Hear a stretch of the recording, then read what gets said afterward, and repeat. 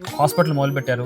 అంటే చాలా పెద్ద స్కేల్‌లో మొదలుపెట్టారు మీరు. అంటే అప్పట్లో ఆ టైంలో one of the biggest hospitals in Hyderabad. ఈ హాస్పిటల్ మొదలుపెట్టాక మీకు పొలిటికల్‌గా గానీ, బ్యూరోక్రాటిక్‌గా గానీ ఏమైనా అడ్డంకులొచ్చాయా? హెల్త్ అనేది ప్రతి ఒక్కరికి అవసరం. పాలిటీషియన్స్కి అవసరం, బ్యూరోక్రాట్స్కి అవసరం. ఆ రోజు హెల్త్ కేర్ అనేది ఇంత మంచిగా లేదు, క్వాలిటీగా ఉంటుంది, తక్కువ ఖర్చుతో చేస్తున్నాడు. పబ్లిక్ కానీ, బ్యూరోక్రాట్స్ కానీ, పాలిటీషియన్స్ కానీ ఎక్స్పెక్ట్ చేసేది ఈ మూడే. వచ్చిన ప్రతి పేషెంట్ని పీడిస్తున్నాడా, తక్కువ ఖర్చుతో చేస్తున్నాడా, క్వాలిటీగా చేస్తున్నాడా లేదా. కార్డియాక్ సర్జరీ రెసిడెంట్ 3 ఏళ్ళు ఇదర్ కార్డియాక్ ఐసీయూలో ఉంటాడు ఆర్ బ్లడ్ బ్యాంక్‌లో ఉంటాడు. Extremely hectic training. మీ టైంలో కూడా ఇలాగే ఉండేదా? మా టైంలో ఉన్న ట్రైనింగ్లో ఇప్పుడు 20% కూడా స్టూడెంట్స్ యాక్సెప్ట్ చేయటం లేదు. ఓహ్! సో మేము ఆ రోజు 24/7 ఉండేవాళ్ళం. యూనివర్సిటీ మొదలు పెట్టబోతున్నారు అని విన్నాను. ఎవ్రీ ఇయర్ హ్మ్. 1,00,000 మంది పీపుల్ హ్మ్. వాళ్ళ సొంతంగా వాళ్ళ కాళ్ళ మీద నేను ఏ విధంగా నిలబడ్డానో ఆ విధంగా నిలబడేదానికి నేను క్రియేట్ చేస్తానని ఒక మాట ఇచ్చా. ఎడ్యుకేషన్‌లో కూడా సేమ్ ప్రిన్సిపలా? చదువులో క్వాలిటీ కాంప్రమైజ్ అవ్వకుండా అందరికీ మీ యూనివర్సిటీలో స్థానం ఉండే అవకాశం ఉంటుందా? నెల్లూరు దగ్గర ఒక చిన్న ఊళ్ళో పుట్టి, ఎలాంటి డాక్టర్ బ్యాక్‌గ్రౌండ్ లేకుండా, అంటే ఫ్యామిలీ డాక్టర్స్ ఎవరు లేకుండా, ఒక పెద్ద కార్డియాక్ సర్జన్ అయ్యి, అక్కడితో సాటిస్ఫాక్షన్ లేక, ఇంకా ఏమో చేయాలని ఒక దృఢ సంకల్పంతో అతి తక్కువ ధరలో కార్డియాక్ సర్జరీస్ చేస్తూ, తర్వాత ఒక హాస్పిటల్‌ని నిర్మించి, ఇప్పుడు ఆ హాస్పిటల్‌ని ఇండియాలోనే టాప్ 5 హాస్పిటల్స్‌గా తీర్చిదిద్ది, ఇప్పటికి గూడా 70 ఏళ్ల వయసులో ఇంకా ఏదో వెలితి ఫీల్ అయ్యి యూనివర్సిటీ కూడా మొదలుపెట్టారు. అలాంటి ఒక వ్యక్తి గురించి మనం మాట్లాడుకోబోతున్నాం. నేనెవరో గాదు, డాక్టర్ బొల్లినేని భాస్కర్‌రావు గారు, కిమ్స్ హాస్పిటల్ అధినేత. సో, ఆయన మాటల్లోనే ఈ జర్నీలో ఆయన ఎదుర్కొన్న కష్టాలేంటి, ప్రొఫెషనల్‌గా, అట్ ద సేమ్ టైమ్ వాటినైనా ఎలా ఛేదించారు, అట్ ద సేమ్ టైమ్ రాబోయే ప్రతి ఒక్క కొత్త డాక్టరు తెలుసుకోవాల్సిన కొన్ని బ్రూటల్ ఫ్యాక్ట్స్ ఏంటి, హాస్పిటల్స్ గూడా ఎలాంటి విషయాల్లో జాగ్రత్త పడాలి, అండ్ హాస్పిటల్స్ మూతపడిపోవడానికి కారణాలేంటి, అండ్ చాలా విషయాలు మనం తెలుసుకుందాం. So, let's welcome doctor Bhaskar Rao sir. Sir good morning sir. Good morning. Sir Sunday morning పూట నా కోసం వచ్చారు. Thanks a lot sir. సార్ నాకెప్పటినుంచో ఉన్న ఒక డౌట్ సార్. అందులో ఇప్పుడు డాక్టర్ అయ్యాక ఈ డౌట్ బాగా బలపడింది. హైదరాబాద్ లాంటి ఒక పెద్ద సిటీలో ఉండే ఒక 8, 10 ఏళ్ల కుర్రాడేసుకుందాం. పేరెంట్స్ చదువుకున్నారు. పేరెంట్స్ డాక్టర్స్ అయ్యుండొచ్చు. ఆ పిల్లోడికి ఎక్స్‌పోజర్, అవేర్‌నెస్ అన్నీ ఉంటాయి. ఒక డైరెక్షన్ ఉంటుంది. వాడి ఐక్యూ బావుండి వాడు గనక ప్రాపర్‌గా ఉంటే గనక ఏం చేయాలనుకుంటున్నాడో అనేది ఈజీ అయిపోతుంది. బట్ అదే మాముడూరు లాంటి ఒక మారుమూల గ్రామంలో పుట్టిన ఒక పిల్లోడికి ఎలాంటి అవగాహన లేదు. ఒక రైతు కుటుంబం. At the same time doctor అనేవాళ్ళంటే కేవలం ఒక ఆర్ఎంపీ మాత్రమే తెలుసు. ఏ రకమైన ఇన్‌స్పిరేషను, ఎలాంటి మోటివేషన్ ఉంటే ఇక్కడి దాకా వస్తారు సార్? సో 2 సిచ్యువేషన్స్‌లో మనిషికి కావాల్సింది ప్యాషను, యాంబిషను. ఓకే. ఆ యాంబిషన్ అనేది ఉన్నప్పుడు, ప్యాషన్ అనేది ఉన్నప్పుడు ఎక్కడున్నా కూడా అక్కడ వేరియబుల్ ఫ్యాక్టర్ అనేది ఇండివిడ్యువల్. Okay sir. అతను అండమాన్‌లో అయ్యి, రాజస్థాన్‌లో అయ్యి, సిటీలో అయ్యి, విలేజ్‌లో అయ్యి ఎక్కడేసినా కూడా ఆ ప్యాషను, యాంబిషన్ అనేది ఉన్నప్పుడు గ్రో అవుతారు. ఓకే. సో నాకేంటంటే బేసిక్‌గా ఆ 8 ఇయర్స్ కన్నా ముందు మా ఫ్యామిలీ ఒక స్మాల్ విలేజ్‌లో ఉంది. పెద్ద ఆస్తి లేదు. మా మదరు మన ఈ ఆస్తి లేకుండా పిల్లలు కష్టపడాలి అంటే కష్టపడేదానికి కూడా మన దగ్గర పొలం లేదు. చదువు ఒక్కటే మార్గం అనే ఉద్దేశంతో ముందు చదువుకు పంపటం మొదలెట్టింది. Okay sir. సో మా బ్రదర్స్ ఇద్దరు బాగా చదువుకొని ఇంజనీరు, అగ్రికల్చర్ బీఎస్సీ చేస్తున్నప్పుడు నాకు ఏది చేస్తే ఇంకొంచెం బెటరు అనేది, ప్లస్ మా ఊర్లో ఉన్న ఆర్ఎంపీ డాక్టర్ని చూసి మెడిసిన్ చేస్తే బెటర్ అనేది డిసైడ్ అయ్యా.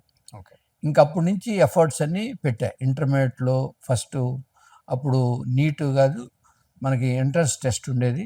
ఓకే.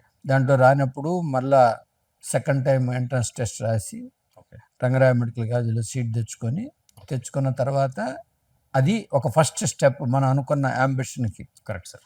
ఆ యాంబిషన్లో ఫస్ట్ స్టెప్లో ఎంటర్ అయిన తర్వాత అప్పటి నుంచి ప్యాషన్, మనకున్న ప్యాషన్ ఎలా అయినా హెల్త్ కేర్ని కామన్ మ్యాన్కి తర్వాత నంబర్ 1గా చేయాలి, యాక్సెసిబుల్, ఎఫోర్డబుల్, క్వాలిటీ ఇవ్వాలి అనేది అప్పటాంచి మనం మెడిసిన్లో చేరినప్పటి నుంచి ప్యాషన్ మొదలైంది. ఓహ్! ఆ ప్యాషన్తో అంబిషన్ ఇంకా స్ట్రెంగ్తన్ అయింది. ఓకే. సో అందుకని ఆ ప్యాషన్లో మనం మెడిసిన్ చదవటం, మెడిసిన్ అయిన తర్వాత నెక్స్ట్ ఏంటి, పోస్ట్ గ్రాడ్యుయేట్ చేయటం, తర్వాత పోస్ట్ గ్రాడ్యుయేషన్ తర్వాత కార్డియక్ సర్జరీ చేసేటప్పుడు, ఎంబీబీఎస్ చేసేటప్పుడే మా సిస్టర్కి ఒక రొమాటిక్ ఫీవర్ వచ్చి ఆ రోజు ఎక్కడికి వెళ్ళి చూపెట్టుకోవాలనే పరిస్థితుల్లో కార్డియాలజిస్ట్ అనేవాళ్ళు ఎవరు లేకుండా టైం వేస్ట్ అయిన దానివల్ల బాగా జబ్బు ముదిరి ఓకే. అది రికగ్నైజ్ అయ్యి మనం ఆపరేషన్ చేయించుకునే లోపల థ్రాంబోఎంబాలిక్ అని పెరాలసిస్ వచ్చి లైఫ్ అంతా కూడా క్రిపుల్ అయిపోయింది. సో అదొక ఇన్సిడెంట్ బాగా కార్డియక్ దాని మీద ఉంది, చేయాలి అన్నది కోరిక. ఓకే. నేను అంతా చదివి ఇండియాలో మన హెల్త్ కేర్ అంతా చూసి ఇంకా ఫర్దర్ స్టడీస్కి వెళ్ళాలని ఆస్ట్రేలియాకి వెళ్ళినప్పుడు ఆస్ట్రేలియాలో ఉన్న హెల్త్ కేరు, ఇండియాలో ఉన్న హెల్త్ కేరు చూస్తే there is a vast difference at that time 1985-87లో. ఓకే.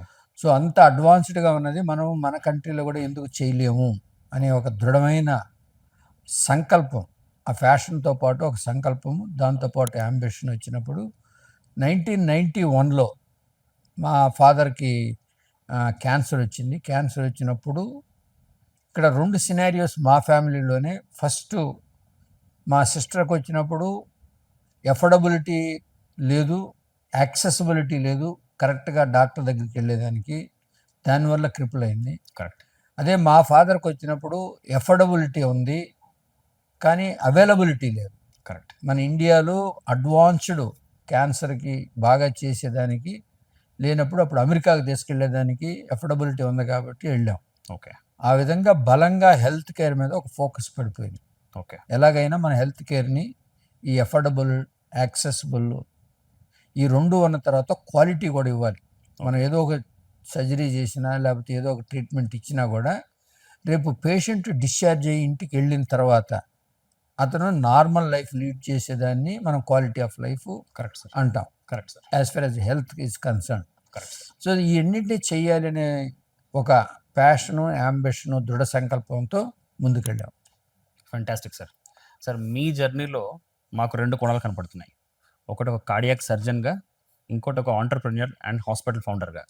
సో చాలా క్వశ్చన్స్ ఉన్నాయి నాకు అండ్ చాలా ఆతృతగా కూడా ఉంది. సో ఫస్ట్ మీ కార్డియాక్ సర్జరీ జర్నీ గురించి మాట్లాడదాం. కార్డియాక్ సర్జరీ మీరు చెప్పారు మీ ఇంట్లో జరిగిన ఒక ఇన్సిడెంట్ వల్ల మీరు కొద్దిగా ఇన్స్పైర్ అయ్యారు అండ్ కొద్దిగా బలంగా అదొక కోరిక పడింది, తీసుకున్నారు. బట్ అప్పటికి మీకు తెలుసా ప్రాపర్గా అసలు కార్డియాక్ సర్జరీ అంటే ఏంటో తెలుసా మీకు? ఎందుకంటే చాలామంది సర్జన్ అవ్వాలని ఒక ప్యాషన్తో ఫీల్డ్లోకి ఎంటర్ అవుతారు. ఎంటర్ అయినాక దాని ఒడిదుడుగులు చూసి కొంతమంది బ్యాక్ ఆఫ్ అవుతారు. So was it an impulsive decision or was it a carefully taken thoughtful decision? Start విత్లో ఇంపల్సివ్ డెసిషన్, కార్డియక్ సర్జరీ అవ్వాలి అనేది. కార్డియక్ సర్జరీ అయినప్పుడు అసలు దాంట్లో ఏంటి, జనరల్ సర్జరీ చేశాను, జనరల్ సర్జరీ లాగానే కార్డియక్ సర్జరీ అని అనుకున్నా.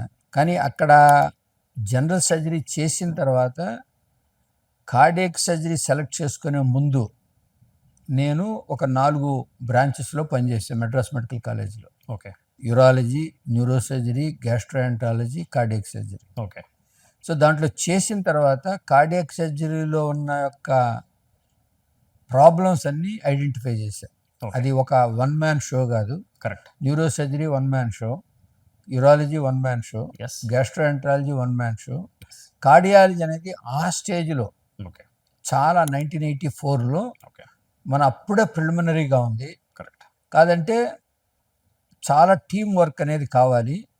సో మనకి సంకల్పము, అంబిషను, ప్యాషన్ ఉన్న దాని తర్వాత ఈ 3 స్ట్రాంగ్గా మనలో ఉన్నంత వరకు నేను నేర్చుకున్నది ఏంటంటే నువ్వేమన్నా చెయ్యి, కరెక్ట్, అది నువ్వు ఆలోచించాల్సిన అవసరం లేదు. కరెక్ట్. ఈ 3 గనక 3 పాదాల్లో నువ్వు గనక స్ట్రాంగ్గా పెట్టి ముందుకు వెళ్తా ఉంటే ఎలాంటి ఛాలెంజెస్ వచ్చినా కూడా నువ్వు ఫేస్ చేయొచ్చు, సక్సెస్ అవుతావు. Correct sir. అందుకని జాయినింగ్లో ఇంత ఉంటుందని తెలియదు, ఇంపల్సివ్. రెండోది వచ్చిన తర్వాత హౌ టు అచీవ్ అనేది అక్కడే ఛాలెంజెస్. కరెక్ట్. ఎప్పుడైనా ఒక ప్రాబ్లం వచ్చినప్పుడు నువ్వు ఛాలెంజెస్ని కనుక బాగా ఫేస్ చేస్తే దాని కరెక్ట్ డైరెక్షన్లో వెళితే సక్సెస్ అనేది మనం వెంట ఉంటుంది. Agreed sir. సో ఈ అంబిషన్కి ఫీల్ ఏంటి అంటే ప్యాషన్. Correct sir.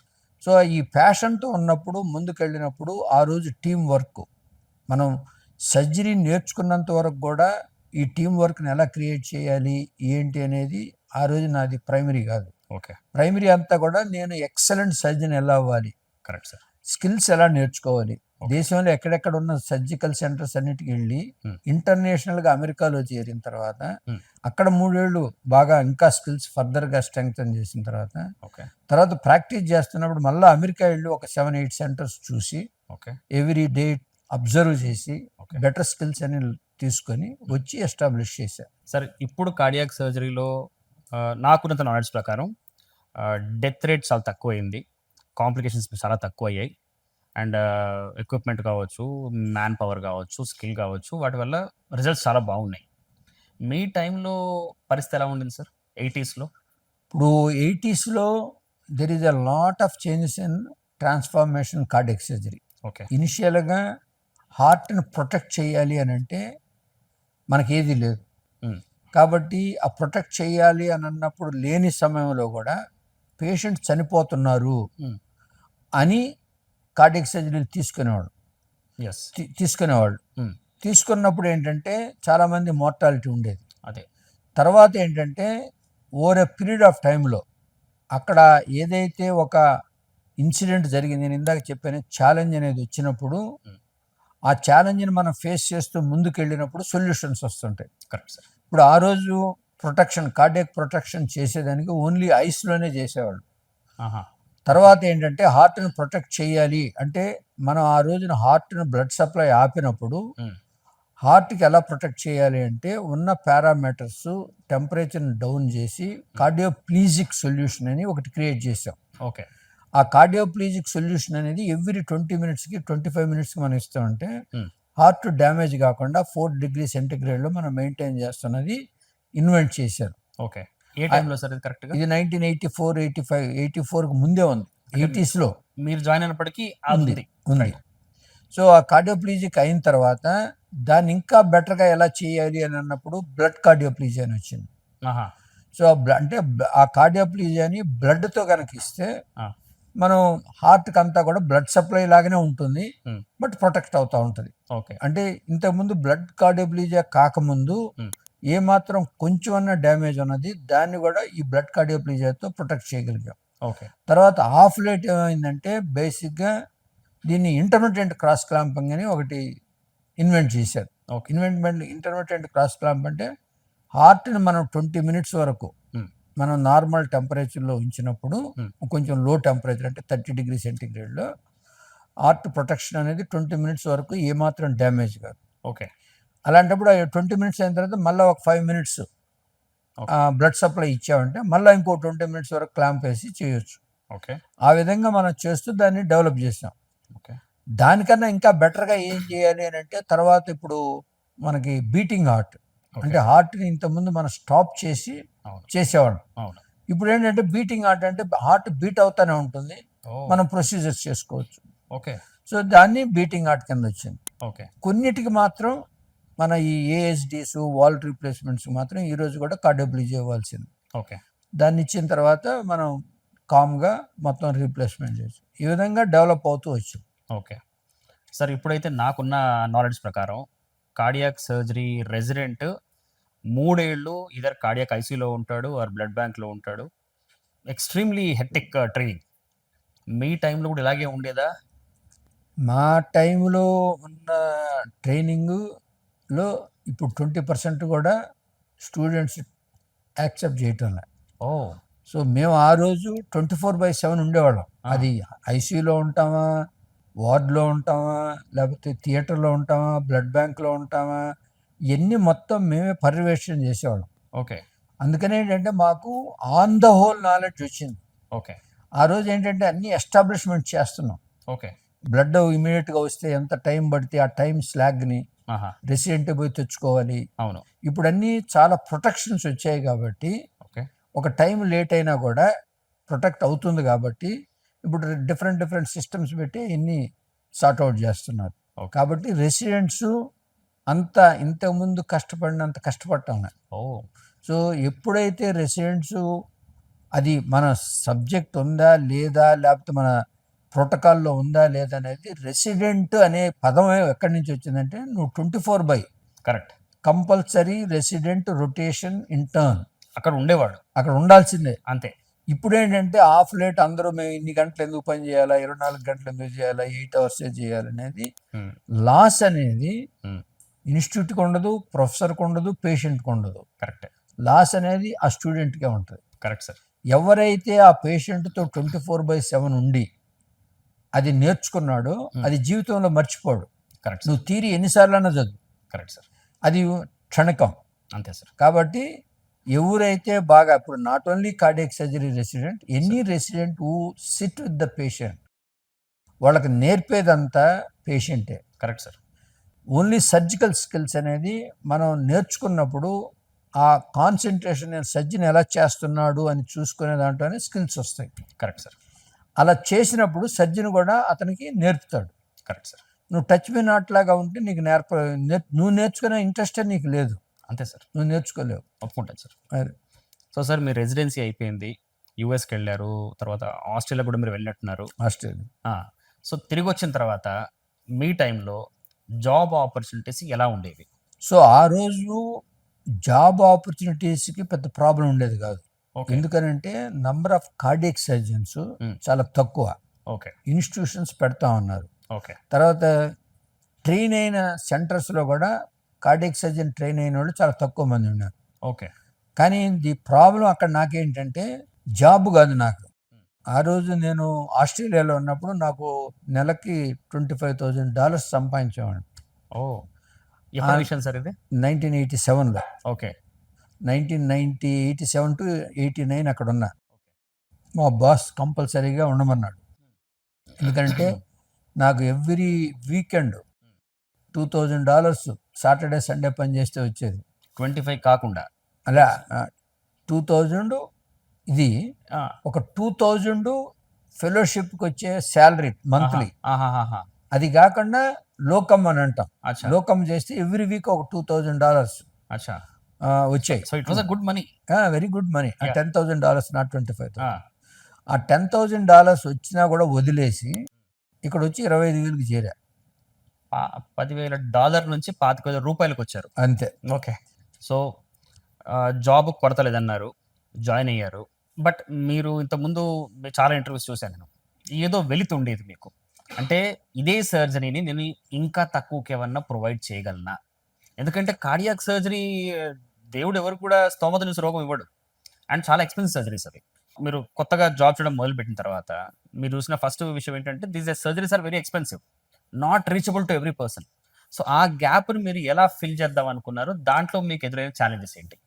ఇప్పుడు బేసిక్గా నేను కార్డియక్ సర్జరీ అవడానికి కానీ మెడికల్ ప్రొఫెషన్లోకి ఎంటర్ అవడానికి కానీ 2 ఇన్సిడెంట్స్. ఒకటి మా సిస్టర్కి ఎఫర్డబిలిటీ, అంటే ఆ రోజు $5,000 1975లో $5,000 లేక ఒక 2 months సర్జరీ పోస్ట్ పోన్ చేసుకోవాల్సి వస్తే పెరాలసిస్ వచ్చింది. అదే గనక 2 నెలల ముందు మాకు గనక 5,000 దొరుకుండి ఉంటే, అదే గనక నెల్లూరులో ఆ సర్జరీ చేసే పని ఉంటే ఆ అమ్మాయికి పెరాలసిస్ వచ్చేది కాదు.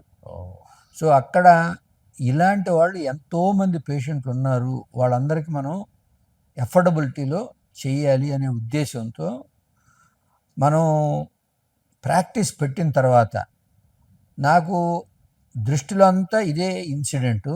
తర్వాత నాకు వచ్చే పేషెంట్లు అందరూ కూడా ఇలాంటి వాళ్ళే.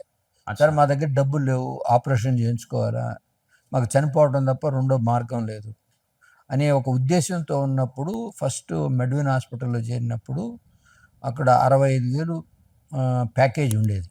ఆ 65,000ను కూడా వాళ్ళు డెఫినెట్గా మేము పే చేయలేము, చనిపోవడమే మాకు మార్గం అనేది ఉండేది. 1991లో పెద్ద అమౌంట్ సార్ అప్పటికి కూడా.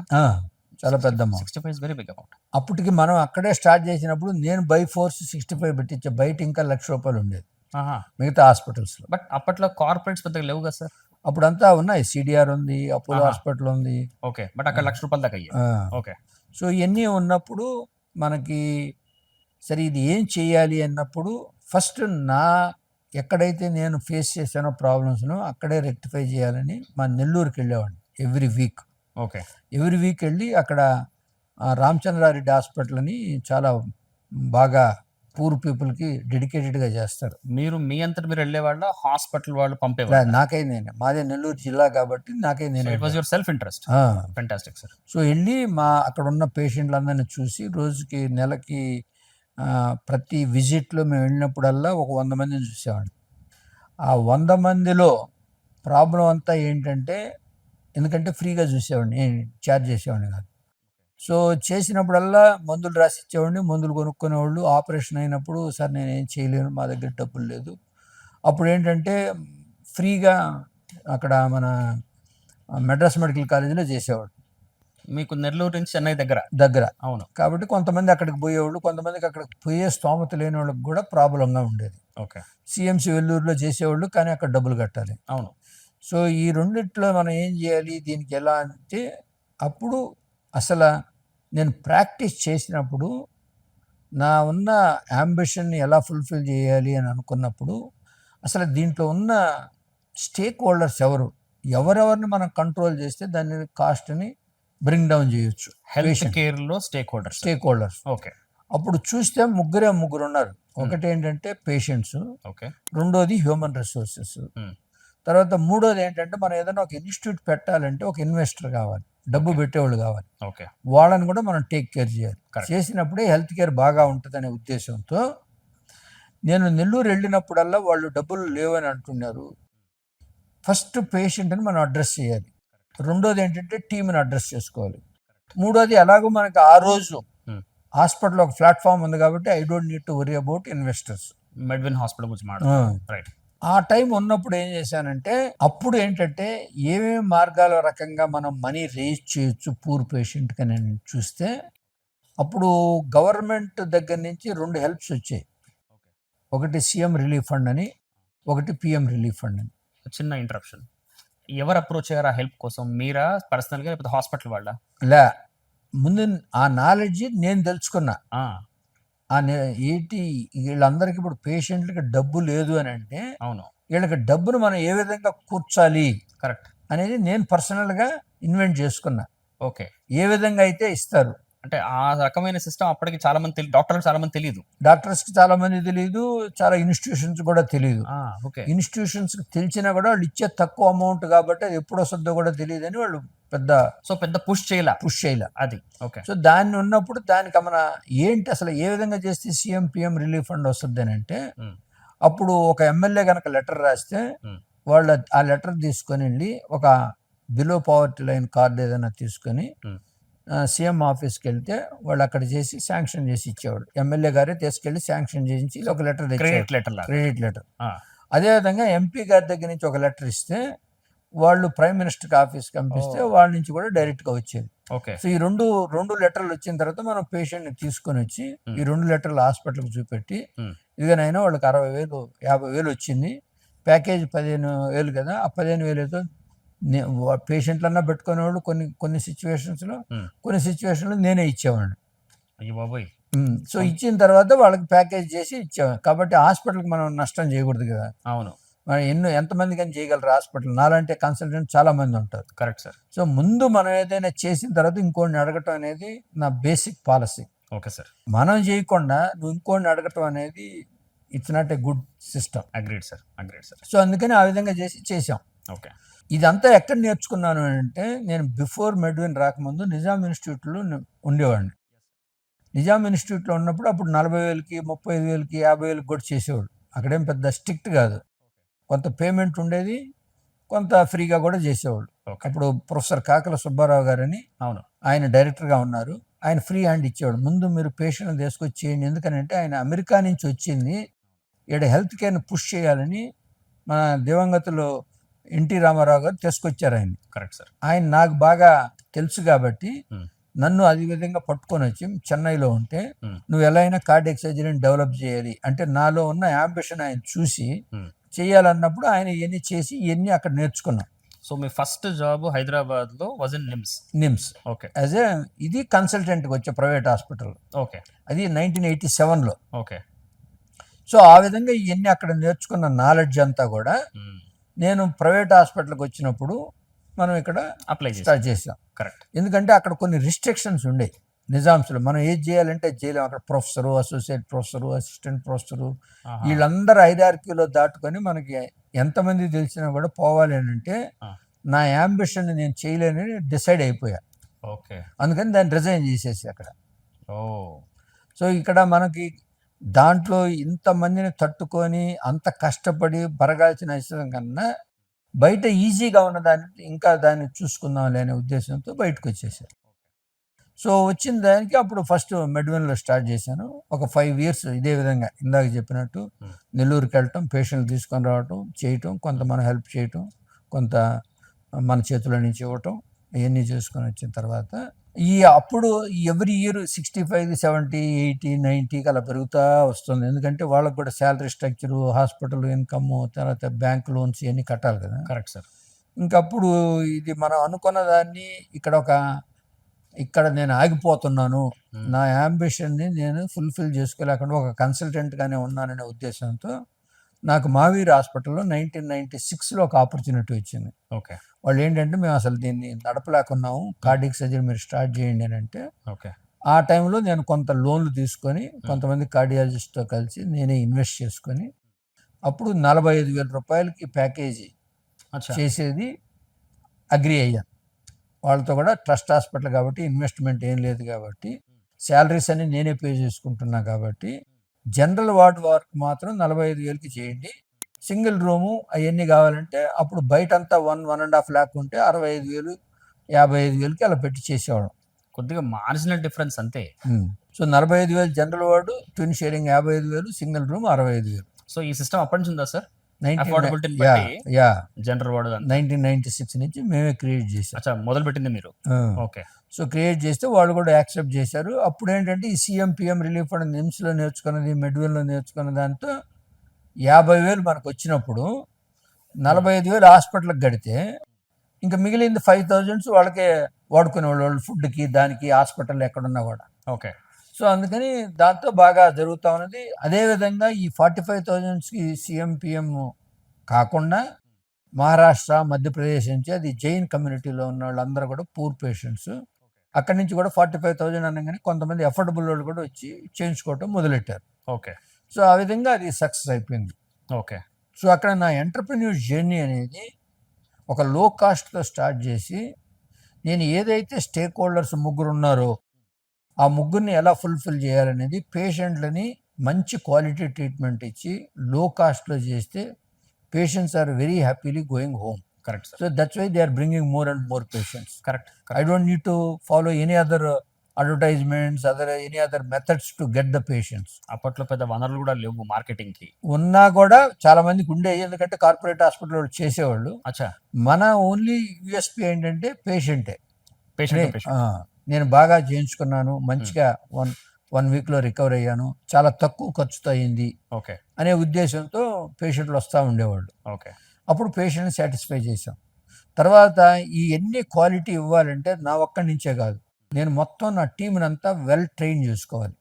ఎప్పుడైతే నా టీంని నేను ట్రైన్ చేసుకుంటే నేను అక్కడ ఉన్నా లేకపోయినా కూడా క్వాలిటీ ట్రీట్మెంట్ అనేది వెళ్ళిపోతూ ఉండేది. Correct sir. అది కార్డియాలజిస్ట్ కానీ, క్యాథ్లాబ్ టెక్నీషియన్స్ కానీ, పెర్ఫ్యూజనిస్ట్ కానీ, ఎకో టెక్నీషియన్స్ కానీ, పోస్ట్ ఆప్ నర్సెస్ కానీ, పోస్ట్ ఆప్ టెక్నీషియన్స్ కానీ, వీళ్ళందరినీ ఏ టైంలో ఏది చేయాలి, అనస్థీషియా డిపార్ట్మెంట్ కానీ టోటల్గా ట్రైనింగ్ చేసుకుంటే నువ్వు అక్కడ ఉన్నా లేకపోయినా కూడా ఒక సిస్టమేటిక్గా ప్రోటోకాల్ బేస్డ్లో క్వాలిటీ కేర్ అనేది వస్తుంది అనేది ఐడెంటిఫై చేసుకున్నాను. Correct sir. సో అక్కడ నా హ్యూమన్ రిసోర్స్ అంతా కూడా నేను సాటిస్ఫై చేయగలిగాను. ఓకే. థర్డ్ ఏంటంటే ఇన్వెస్ట్మెంట్. ఓకే. సో నేనే ఇన్వెస్ట్ చేశాను కాబట్టి ఈ పద్ధతిలో చేసి కంట్రోల్గా కాస్ట్ అంతా చేసుకొని హ్యూమన్ రిసోర్స్ అంతా కూడా ఒక పద్ధతిలో వచ్చినప్పుడు ఆటోమేటిక్గా మనం పెట్టిన ఇన్వెస్ట్మెంట్కి మనకు వచ్చేసింది. ఓకే. సో దాన్ని అక్కడ బాగా నేర్చుకున్న తర్వాత కాన్ఫిడెన్స్ లెవెల్స్ అనేది బాగా పెరిగిపోయింది. సో నేను కూడా ఒక ఎంటర్‌ప్రెన్యూర్, నేను అనుకున్న యాంబిషన్ని చేయాలి అనేది. సో ఇది అయిన తర్వాత ఎక్కడ చేయాలి అనేది ఫస్ట్ క్వశ్చన్ వచ్చినప్పుడు నాకు మా ఊరు, మా సిస్టర్గా జరిగింది. యాక్సెసిబిలిటీ అనేది లేదు, అందరూ చెన్నైకో, బెంగళూరు, హైదరాబాద్ రావాలి.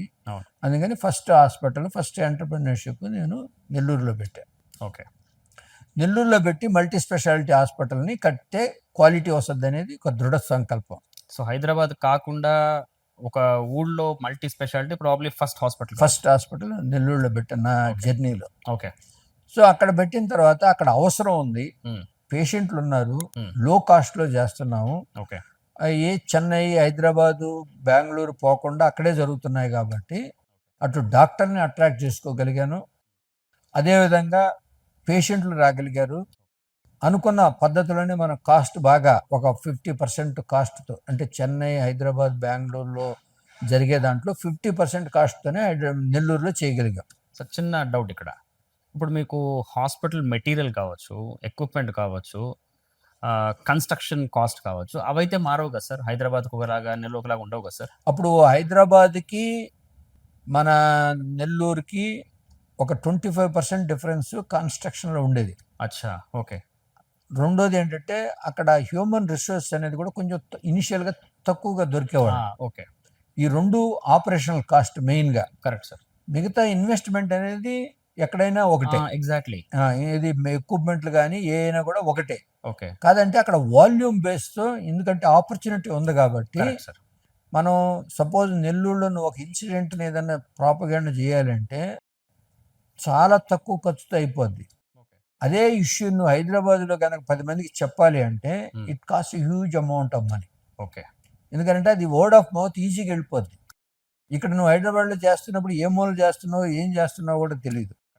సో అందుకని అక్కడ కొంత కాస్ట్ ఆపరేషన్ కాస్ట్ తగ్గింది కాబట్టి అది బాగా వర్కౌట్ అయింది. బాగా వర్కౌట్ అయినప్పుడు ఓకే. అవసరం అయింది కాబట్టి నంబర్ ఇమీడియట్గా ఫాస్ట్గా వచ్చారు కాబట్టి ఆ వైబిలిటీ చాలా ఫాస్ట్గా వచ్చింది. ఎన్ని నెలల్లో, ఎన్ని సంవత్సరాల్లో? వితిన్ 1 yearలో వచ్చేసింది. 1 yearలో మీరు హాస్పిటల్ మొత్తం ఎస్టాబ్లిష్ అయిపోయింది. ఫెంటాస్టిక్.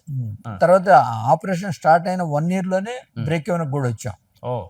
సో అప్పుడు ఏంటంటే మనం ఏదైతే నిమ్స్లో, మహావీర్లో, మెడ్యూన్లో నేర్చుకున్నది, నేను ట్రైనింగ్లో అయినప్పుడు నేర్చుకున్నది, బయట నేర్చుకున్న అన్నీ బాగా మైండ్లో పెట్టుకొని అక్కడ ఇంప్లిమెంట్ చేయగలబట్టి చాలా ఫాస్ట్గా గ్రో అయింది. ఓకే. దాన్ని కాన్ఫిడెన్స్ అనేది బాగా బూస్ట్ చేసింది.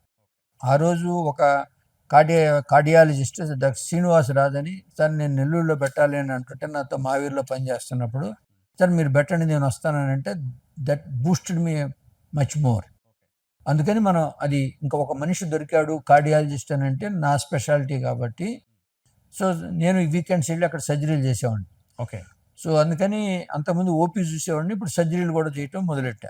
ఓకే. అందువల్ల బాగా పికప్ అయిపోయింది. మనకు ఆ రోజుకి ఒక 10 years ప్రాక్టీస్ ఉంది కాబట్టి మంచి నేమ్ ఎస్టాబ్లిష్ చేసుకునే as a cardiac surgeon. Okay. So అది పికప్ అయిపోగానే తర్వాత డాక్టర్ రామరాజు అని నిజామ్స్లో చేస్తూ ఉంటే ఆ కార్డియాలజిస్ట్ ఇచ్చి, సార్ నాది రాజమండ్రి, మీరు నెల్లూరులో పెట్టారంట, మావీర్లో పెట్టారు, మీరు రాజమండ్రిలో పెడితే నేను కూడా వస్తాను సార్ అని అన్నాను. ఇప్పుడు ఇవన్నీ మీరు మీ సొంత డబ్బులతో పెట్టారా లేకపోతే లోన్ తీసుకొని చేశారా? సొంత డబ్బులు, లోను. అంటే ఎప్పటికప్పుడు కొద్దిగా సంపాదించగానే లోన్ తీసుకొని మళ్ళీ కొత్త హాస్పిటల్, అంతే, మళ్ళీ స్టార్ట్ ఫ్రమ్ ద స్క్రాచ్ లాగానే. స్క్రాచ్. అమ్మో. సో అలా పెట్టిన తర్వాత మన రామరాజు వచ్చి అంటే ఓకే మేము రాజమండ్రిలో పెట్టాం. ఓకే. అది కూడా చాలా తక్కువ ఖర్చుతో పెట్టాము. తను డెడికేటెడ్గా ఉన్నాడు బాగా, అతనికి ఒక ప్యాషను, యాంబిషన్ ఉన్నది. నాకు నా అదృష్టం ఏంటంటే శ్రీనివాసరాజు కానీ రామరాజు కానీ సేమ్ ప్యాషన్, యాంబిషన్తో నాతో జాయిన్ అవటం. వాళ్ళిద్దరు జాయిన్ అయిన దానివల్ల వాళ్ళిద్దరు పుట్టికి కూడా నాతో ఉన్నారు. Fantastic sir. దానికన్నా ఇంకా నా అదృష్టం ఏంటంటే నేను ఏదైతే మావీర్లో స్టార్ట్ చేశానో, ఓకే, ఆ మావీర్లో ఉన్న ప్రతి ఒక్కరు ఈ రోజుకి నాతోనే ఉన్నారు. అంటే నర్సింగ్ స్టాఫ్ కావచ్చు, టెక్నీషియన్స్, కార్డియాలజిస్టులు, అనస్థెటిస్టులు అందరూ. ఇక్కడ ఒక చిన్న ఇది సార్ క్వశ్చన్ సార్, ఒక రైట్ టీమ్ మెంబర్కి కావాల్సిన క్వాలిటీస్ చూసుకుంటే నేను అందరూ అడుగుతాను ఈ క్వశ్చన్. లాయల్టీ, కమిట్మెంట్, అబిలిటీ, చేయగలిగే సమర్థత, ఈ 3 గుణాలు చూసుకుంటే ఈ మూడిట్లో ఏవి అవసరం, అన్నీ అవసరమా లేకపోతే ఏదైనా ఒకటి కాంపన్సేట్ చేస్తుందా? బేసిక్గా ఏంటంటే ఇందాక మనం అనుకున్నప్పుడు ఈ స్టేక్ హోల్డర్స్ అందరిలో కూడా 3 ఇంపార్టెంట్. పేషెంట్ ఏంటంటే క్వాలిటీ కేర్ ఇవ్వాలి. కరెక్ట్. ఆ క్వాలిటీ కేర్ ఇవ్వాలంటే మనకి రైట్ హ్యూమన్ రిసోర్సెస్ రావాలి. ఎగ్జాక్ట్లీ. రైట్ హ్యూమన్ రిసోర్సెస్ అంటే ఓన్లీ డాక్టర్స్ కాదు, medical staff, non medical staff, technicians, class 4 employees, everybody రావాలి. Equally important. వాళ్ళందరికీ మనకు కావాల్సిన నాలెడ్జ్ ఇవ్వాలి. ఓకే. నాలెడ్జ్ ఇచ్చినప్పుడు ఏంటంటే వాళ్ళలో హ్యాపీనెస్ ఉంటుంది. ఓకే. నాలెడ్జ్ ఇవ్వకుండా తిడతా ఉన్నాం అనుకో వాళ్ళు ఎవరు హ్యాపీగా ఉండరు. Correct sir. సో బేసిక్గా చాలా మంది చేసే పొరపాటు ఏంటంటే ఆ. వాళ్ళందరికీ ఏదో నాలెడ్జ్ ఉందని మనం ఊహించుకొని ఆ. వాళ్ళు సరిగ్గా చేయటం లేదని తిడతా ఉంటాం. కరెక్ట్. ఫస్ట్ ఏంటంటే వాళ్ళ దగ్గర ఏ నాలెడ్జ్ లేదని కనుక మనం ప్రిపేర్ అయ్యి Hmm. మనకి ఏమి కావాలో అది కనుక నేర్పుకున్నామంటే వాళ్ళు పర్ఫెక్ట్ పీపుల్ అవుతారు. వాళ్ళు పర్ఫెక్ట్ పీపుల్ అయినప్పుడు వాళ్ళు కంఫర్టబుల్గా ఉంటారు. కరెక్ట్. అప్పుడు ఎవరితో కూడా ప్రాబ్లం ఉండదు మనకి. Correct sir. సో వాళ్ళిద్దరిని ట్రైన్ చేసిన తర్వాత మనకి ఇంకా వాళ్ళు కంఫర్టబుల్గా ఉంటారు, అవును. హ్యాపీగా ఉంటారు. అవును. హ్యాపీగా ఉన్నప్పుడు నెక్స్ట్ ఏంటంటే వాళ్ళకి కావాల్సినంత మనీ అవును. రెగ్యులర్గా వాళ్ళకి ఆ రోజు కావాల్సిన శాలరీ ప్రకారం ఎవ్రీ ఇయర్ మనం ఎంతో కొంత ఇంక్రిమెంట్ ఇచ్చిన తర్వాత Hmm. వాళ్ళు ఇంకా వాళ్ళకి అవసరం లేదు వేరే ఇంకోటి చూసుకోవాల్సింది. Correct sir. కరెక్ట్. ఒకటేంటి కావాల్సిన మనీ నీరు పెరుగుతూ ఉంది, వస్తూ ఉంది, అవును. కంఫర్టబుల్ లైఫ్ ఉంది, అవును. నాలెడ్జ్ బాగా ఉంది, నేను కంజీనియల్ అట్మాస్ఫియర్లో వర్క్ చేస్తున్నాను ఫెంటాస్టిక్. అనేది ఉన్నప్పుడు మిగతా హాస్పిటల్స్తో పోలిస్తే ఇన్ఫ్రాస్ట్రక్చర్ వైజ్ మహావీర్ అనేది చాలా గ్రేట్ అది కాదు, ఓకే. చాలా లోయెస్ట్ వన్. ఓకే. అయినా కూడా మేము అందరం హార్డ్ వర్క్ చేసి దాన్ని బిల్డ్ చేసుకున్నాం. ఓకే. సో దానివల్ల ఈ యొక్క కాన్ఫిడెన్స్ వచ్చిన దానివల్ల 2 హాస్పిటల్స్ నెల్లూరు రాజమండ్రి వచ్చిన దానివల్ల Hmm. ఇప్పుడు వీళ్ళని ఇంకొంచెం నా స్టేక్ హోల్డర్స్ని అంటే Hmm. పేషెంట్లని ఈ హ్యూమన్ రిసోర్సెస్ని ఇంకొంచెం ఎలా బెటర్గా నేను వాళ్ళని ట్రైన్ చేయాలి, బెటర్గా వాళ్ళకి చూసుకోవాలనేది థాట్ ప్రాసెస్ వచ్చింది. ఆ వచ్చినప్పుడు ఏంటంటే వీళ్ళందరూ అపార్ట్ ఫ్రమ్ వచ్చే శాలరీ కంఫర్టబుల్గా ఉండేదానికన్నా వాళ్ళకు కూడా కొంత డబ్బు మనం క్రియేట్ చేయాలి, వెల్త్ క్రియేట్ చేస్తే కరెక్ట్. వాళ్ళు ఇంకొంచెం హ్యాపీగా ఉంటారు. ఇప్పుడు అంతా హ్యాపీగానే ఉన్నారు, అవును. ఇంకొంచెం హ్యాపీగా ఉంటారు. ఓకే. అందుకని ఏంటంటే వాళ్ళందరినీ కూడా ఇన్వెస్టర్స్ ఎవరైతే మనం ఇన్వెస్ట్ చేస్తే Hmm. వాళ్ళకి మనం కష్టపడి Hmm. వాళ్ళకి డబ్బులు ఇస్తున్న వాళ్ళు ఎక్కడో ఉంటాయి. కరెక్ట్. దాన్ని మనమే ఎందుకు మన పనిచేసే వాళ్ళ చేతనే ఇన్వెస్ట్ చేయకూడదని ఒక థాట్ నాలో వచ్చింది. ఆహా. వచ్చినప్పుడు సరే ఇంకా ఎక్కడ చేయాలి అని అంటే అప్పుడు హైదరాబాద్ ఇంకేదైనా కొత్తది పెట్టాలన్నప్పుడు వీళ్ళందరి చేత నేను ఇన్వెస్ట్ చేశాను. వాళ్ళందరూ కూడా హ్యాపీగా, ఎందుకనంటే నెల్లూరు రాజమండ్రిలో నేను సొంతంగా పెట్టిన 2 సక్సెస్ అయ్యాయి కాబట్టి ఈయన ఎక్కడ పెట్టిన అంతా మనం ఒక టీం ఉంది కాబట్టి ఇక్కడ కూడా పెడితే మన డబ్బులు మనకు వస్తాయి, మనం పని చేసుకునే దానికి శాలరీస్ వస్తాయి, అదేవిధంగా మనం కనుక దీంట్లో ఇన్వెస్ట్ చేస్తే అది కూడా గ్రోత్ వస్తుంది. కరెక్ట్. అందుకని వాళ్ళని కన్విన్స్ చేసి అందరు పెట్టారు. ఎంతమందిని ఇన్వాల్వ్ చేశారు సార్ ఆ టైంలో? ఆల్మోస్ట్ నా దగ్గర ఉన్న వాళ్ళలో 70% పెట్టారు, డాక్టర్లు అందరూ పెట్టారు. ఓ. అక్కడ ఉన్న ప్రతి డాక్టర్ నాతో పనిచేసే వాళ్ళు అందరూ పెట్టారు, కొంతమంది టెక్నీషియన్లు వాళ్ళు వీళ్ళు పెట్టారు, టెక్నీషియన్స్ కూడా పెట్టారు.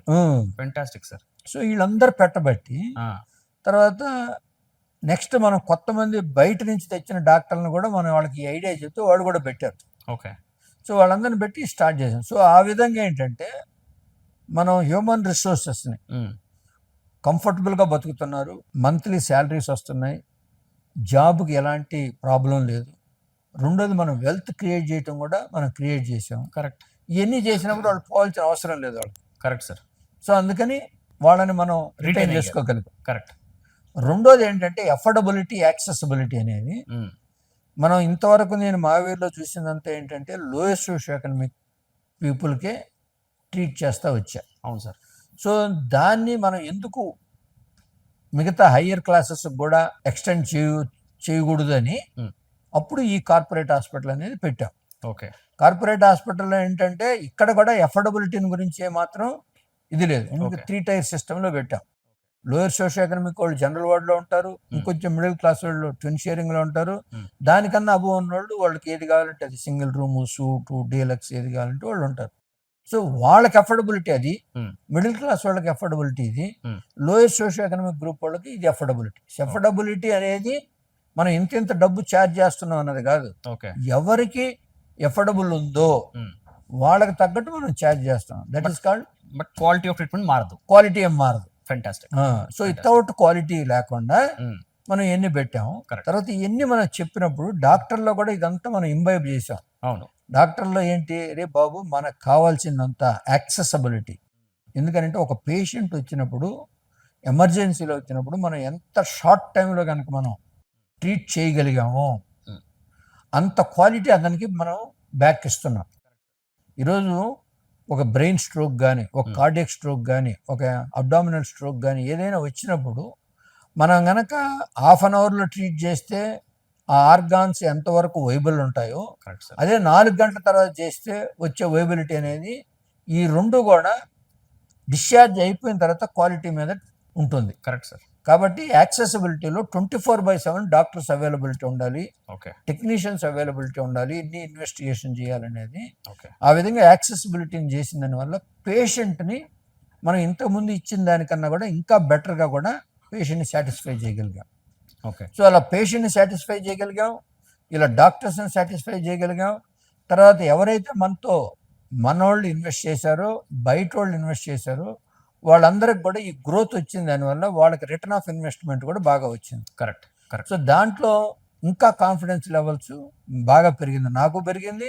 నాతో పనిచేసే వాళ్ళందరినీ కూడా వాళ్ళ కాన్ఫిడెన్స్ లెవెల్ని బాగా పెట్టి వాళ్ళు ఎవరికి కూడా అవసరం ఈ ఆర్గనైజేషన్ వదిలిపెట్టాలనే అవసరం లేదు అనేది క్రియేట్ చేసి వచ్చిన వాళ్ళు వచ్చినంత హ్యాపీగా ఉన్నారు. అయినా కూడా కొంతమంది వెళ్ళిపోతూ ఉంటారు. అంటే బిగినింగ్లో ఉన్నవాళ్ళు కాదు, ఆ ఫిలాసఫీ ఏదైతే నాకు పెట్టానో వాళ్ళందరూ నాతో ఉన్నారు ఇప్పటికి కూడా. మీ వాల్యూని ఇంబైబ్ చేసుకున్న వాళ్ళంతా ఉన్నారు. రైట్. దానికన్నా ఇంకా గ్రీడీగా ఉన్నారు అనుకో. అవును. వాళ్ళు కొంతమంది వెళ్ళిపోవటం, మళ్ళీ వెళ్ళిపోయి వెనక్కి రావటం, ఇవన్నీ జరిగాయి. ఓ. సో అందుకని ఏంటంటే బేసిక్ మనం కనుక స్ట్రాంగ్గా ఫౌండేషన్ పెట్టుకుంటే ఓకే, ఎటువంటి పరిస్థితుల్లో కూడా నీకు. సో ఇప్పుడు మనం నెల్లూరు, రాజమండ్రి, సికింద్రాబాద్లో ప్రూవ్ చేసిన తర్వాత then everybody's eyes is on us. ఎందుకంటే మూడు ఎటువంటి పరిస్థితుల్లో కూడా వితిన్ 6 monthsలోనే బ్రేక్ ఈవెన్ చేశాం కాబట్టి ఉన్న డాక్టర్లు, ఎంప్లాయీస్ అందరూ కూడా హ్యాపీగా ఉన్నారు కాబట్టి మనం ఇంకా తర్వాత మనకు చాలా ఆపర్చునిటీస్ వచ్చాయి. మేము హాస్పిటల్ కట్టాం, మీరు తీసుకోండి అని అంటే ఇంకా తర్వాత హిస్టరీ. ఆ తర్వాత శ్రీకాకుళం, ఒంగోలు, కర్నూలు, అనంతపూరు, వైజాగ్ ఇవన్నీ కూడా డాక్టర్లు కట్టినవన్నీ మనకు వచ్చేసాయి. అచ్చా, సో వాళ్ళు ఆఫర్ చేశారు, మనం వెళ్ళింది కాదు. Oh fantastic sir. So before going to the journey of KIMS as an entrepreneur, ఒక సర్జన్గా నాకుండే ఒక రకమైన డౌట్ సార్. బ్రహ్మాండం సర్జరీ చేస్తారు. ఇన్ఫాక్ట్ చెప్పాలంటే cardiac surgery is the only department ఎక్కడైతే ఒక లైఫ్ అండ్ డెత్ సినారియోతో ఎవ్రీడే సర్జన్ డీల్స్. ఎందుకంటే యాజ్ ఎ యూరాలజిస్ట్ నా క్వాలిటీ ఆఫ్ లైఫ్ సర్జరీస్ చాలా ఉంటాయి. I don't handle death on a day to day basis, but you handle death and life on a day to day basis. So me cardiac surgery జర్నీలో వణుకు పుట్టిన సందర్భాలు, ఏం చేయలేని పరిస్థితి, కేసుని అబాండన్ చేయలేక, ఎవరు బెయిల్ అవుట్ చేయడానికి రెడీగా లేక, కొద్దిగా మీరు ఇరుక్కుపోయిన సందర్భాలు ఏమైనా చెప్పగలుగుతారా? బేసిక్గా ఇవన్నీ కూడా before you start practice we need to anticipate. Correct sir. Practice అని అంటే అందుకనే నేను నా training first Madras medical college, తర్వాత సిఎంసి వెల్లూరు, తర్వాత Apollo hospital Chennai, doctor Girinar, okay, తర్వాత Nizam's institute of medical sciences, okay, then Australia royal prince Alfred hospital, royal children's hospital Melbourne, then I went with Denton Cooley for Houston, and then paediatric in Boston. ఇవన్నీ Milwaukee, Dudley Johnson అని is the సిక్కెస్ట్ case ఉన్నా కూడా తీసుకుంటాడు. మన India నుంచే చాలా కేసులు పోయాయి. సో వీళ్ళందరి దగ్గరికి వెళ్ళి మనం 10 years before I start my practice 1984లో కార్డియాక్ సర్జరీలో జాయిన్ అయ్యా. 1991లో నేను ప్రాక్టీస్కి దిగా. నిజామ్స్కి వచ్చారు, మెడ్విన్కి వచ్చారు. నిజామ్స్లో కూడా part of training only. Okay, okay. So ఇన్ని దిక్కల మనం ట్రైనింగ్ నేర్చుకోవాలి. చిన్న చిన్న మిస్టేక్స్ ఏవి కూడా మనం కమిట్ కాకూడదు అనే ఉద్దేశంతో ప్రతి దిక్క నుంచి కొన్ని పెట్టుకొని నేర్చుకొని అవన్నీ పుస్తకంలో రాసుకొని, ఎందుకంటే మనం ఎప్పుడు ట్రైనింగ్లో ఉన్నప్పుడు కూడా నీ డైరీలో ఇవే నేర్చుకోవాలి. ఏ పేషెంట్కి ఏ కాంప్లికేషన్ వచ్చింది, దాన్ని ఏ విధంగా రెక్టిఫై చేసాం, అదే కాంప్లికేషన్ నెక్స్ట్ టైం వచ్చినప్పుడు ఏం చేసాం, దీంట్లో నుంచి నేర్చుకునేవన్నీ ఇవన్నీ కూడా ఈ 7-8 yearsలో ఫుల్గా మనం నేర్చుకొని అన్నీ పెట్టుకున్నాం. ఓకే. పెట్టుకున్న తర్వాత కాన్ఫిడెన్స్ వచ్చి టీంని బిల్డ్ చేసిన తర్వాత నా పేషెంట్లు ఎప్పుడు కూడా <1% కన్నా మార్టాలిటీ ఉండకూడదనే సిస్టమ్స్, పాలసీస్, ప్రోటోకాల్స్ ఇవన్నీ సెటప్ చేసుకున్న తర్వాతనే ప్రాక్టీస్లో దిగా. Fantastic sir. అలా దిగిన తర్వాత అవన్నీ బాగా నాకు హెల్ప్ చేసి నా యొక్క మార్టాలిటీ అనేది చాలా తక్కువ.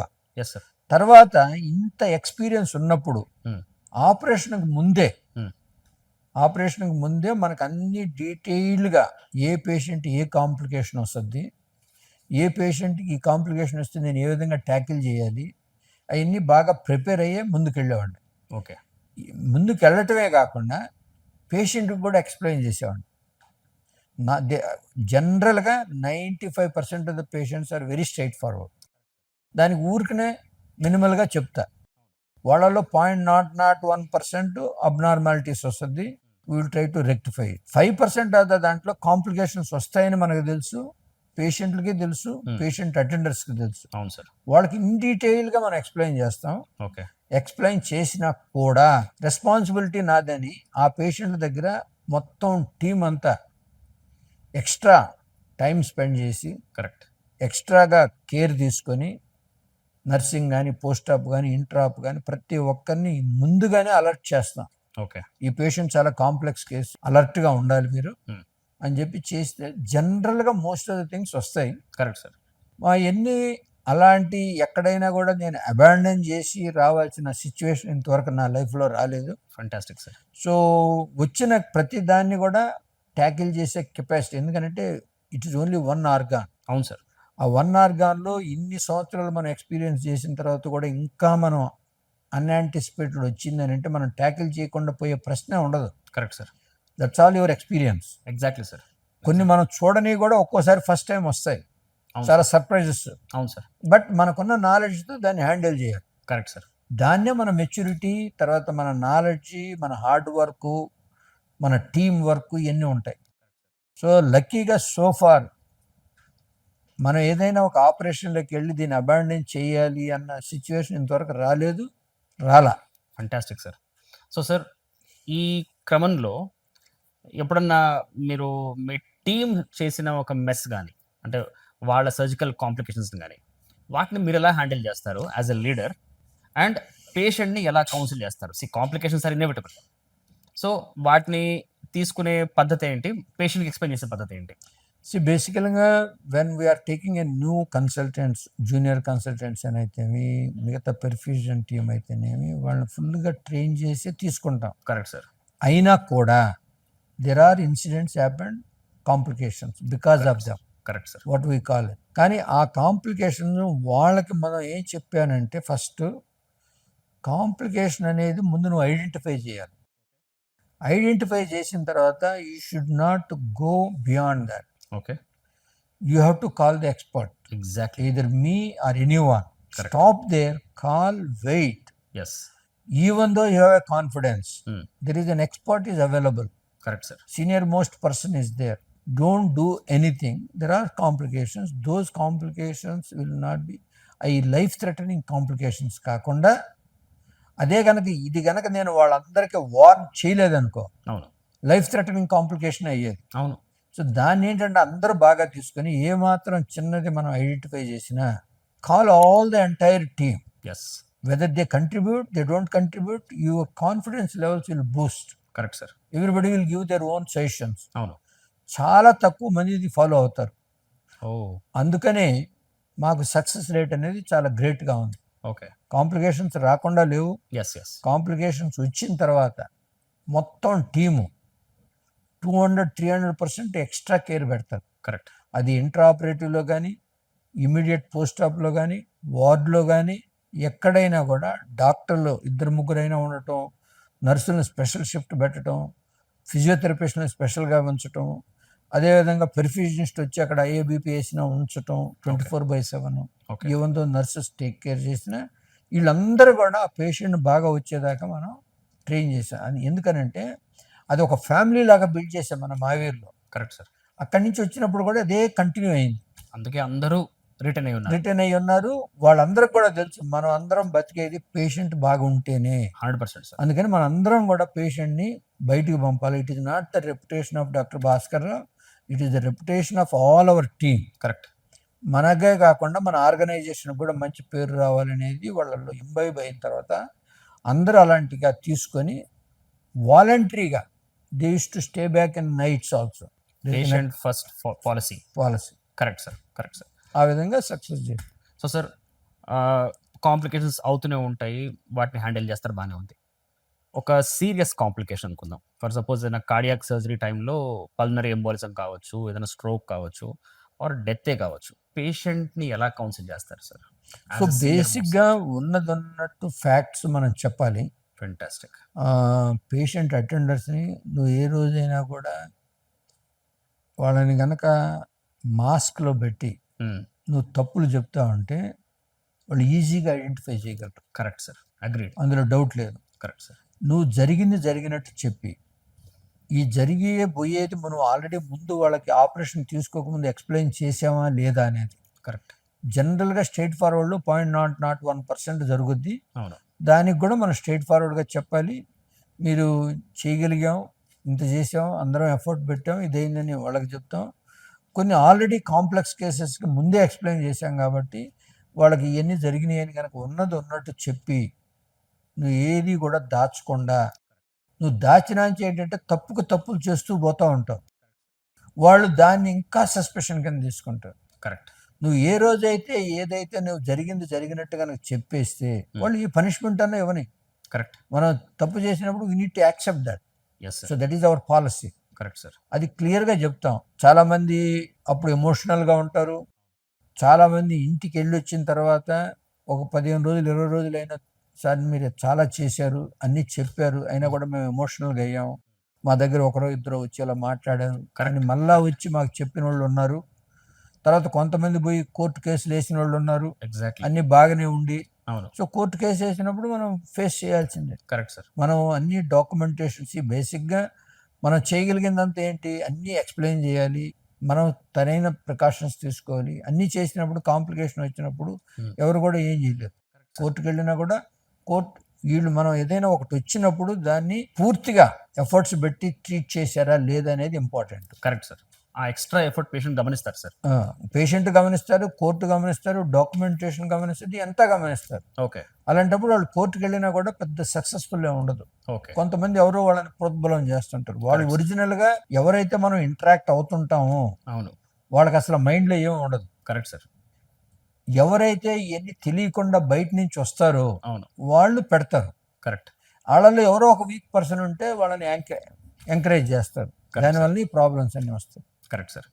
సో దీని తర్వాత మీరు ఈ కిమ్స్ హాస్పిటల్ స్టార్ట్ చేశారు. సో ఈ హాస్పిటల్ ఫౌండర్గా మీరు మొదలుపెట్టిన ప్రస్థానం తర్వాత మీ cardiac surgery as a profession ఎంత డిస్టర్బ్ అయింది సార్? బికాజ్ మీరు దాన్ని కాన్సన్ట్రేట్ చేయాలి, ఇది కాన్సన్ట్రేట్ చేయాలి. సో బేసిక్గా ఈ ఎంటర్‌ప్రెన్యూర్ అనేది 1996 మావీర్లో ఉన్నప్పటి నుంచే ఉంది. ఎస్. అక్కడ కాదంటే ఒక సబ్జెక్ట్ వరకే నేను స్టార్ట్ చేశాను. ఓన్లీ కార్డియాక్ సర్జరీ వరకు. కార్డియాలజీ వరకే. అంతే. ఇక్కడికి వచ్చేయాక మల్టీ స్పెషాలిటీస్. అవును. ఒక కార్డియాక్ సర్జరీని మనం ఎలా బిల్డప్ చేసాము, ఎలా టీంని ఐడెంటిఫై చేసాము, అదేవిధంగా మిగతా డిపార్ట్మెంట్స్లో కూడా టీంని ఐడెంటిఫై చేస్తే వాళ్ళకే ఓనర్షిప్, రెస్పాన్సిబిలిటీ, అకౌంటబిలిటీ ఇచ్చామనుకో, మేనేజ్మెంట్ అనేది పెద్ద ఎక్కువ ఉండదు. ఓకే. నువ్వు వాళ్ళందరికీ ఇవన్నీ ఎక్స్ప్లెయిన్ చేయకుండా ఎలా ఉండాలి, ఎలా బిల్డ్ చేసుకోవాలి, నీ కెరీర్ని ఎలా నువ్వు బిల్డ్ చేసుకోవాలి, నీ టీంని ఎలా బిల్డ్ చేసుకోవాలి, నీకు ఏం కావాలన్నా మమ్మల్ని వచ్చి అడుగు. ఒకవేళ నీకు ఏది కావాలనేది మమ్మల్ని వచ్చి అడగటం కాదు, అడిగి సజెషన్స్ కూడా ఇవ్వు. ఎందుకనంటే ప్రాబ్లం నీది, సొల్యూషన్ కూడా నువ్వే ఇవ్వాలి. కరెక్ట్. నీ ప్రాబ్లంకి నేను సొల్యూషన్ ఇవ్వను. కరెక్ట్. సో అలా ఇచ్చినప్పుడు నా టైం చాలా తక్కువపోద్ది. ఓకే.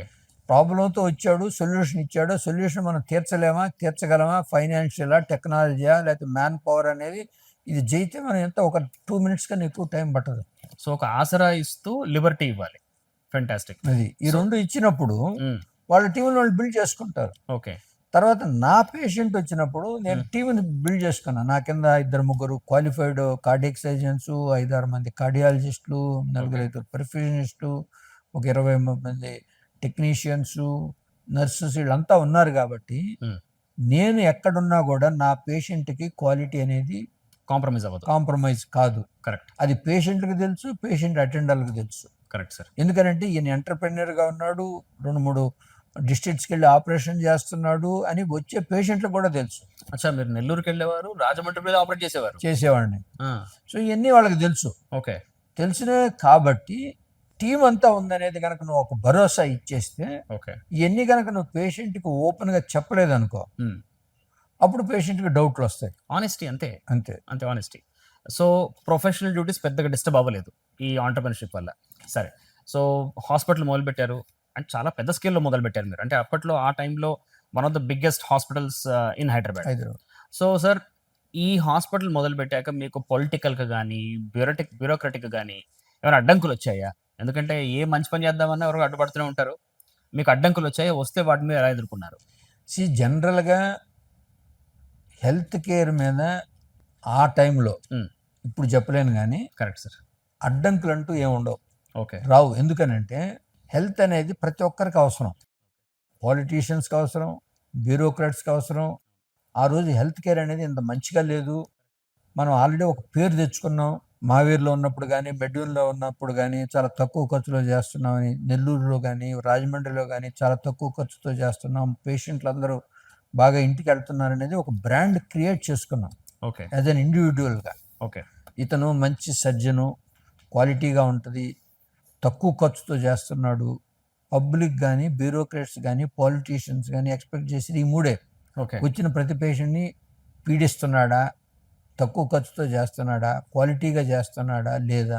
Correct sir. ఆ రోజు హెల్త్ కేర్ అనేది ఎక్కువ లేదు. ఓకే. లేనప్పుడు ఏంటంటే మనం ఏదైనా పోయి పెడుతున్నాము అని అంటే ఒక మంచి మనిషి జనరల్‌గా అందరూ ఎంకరేజ్ చేశారు.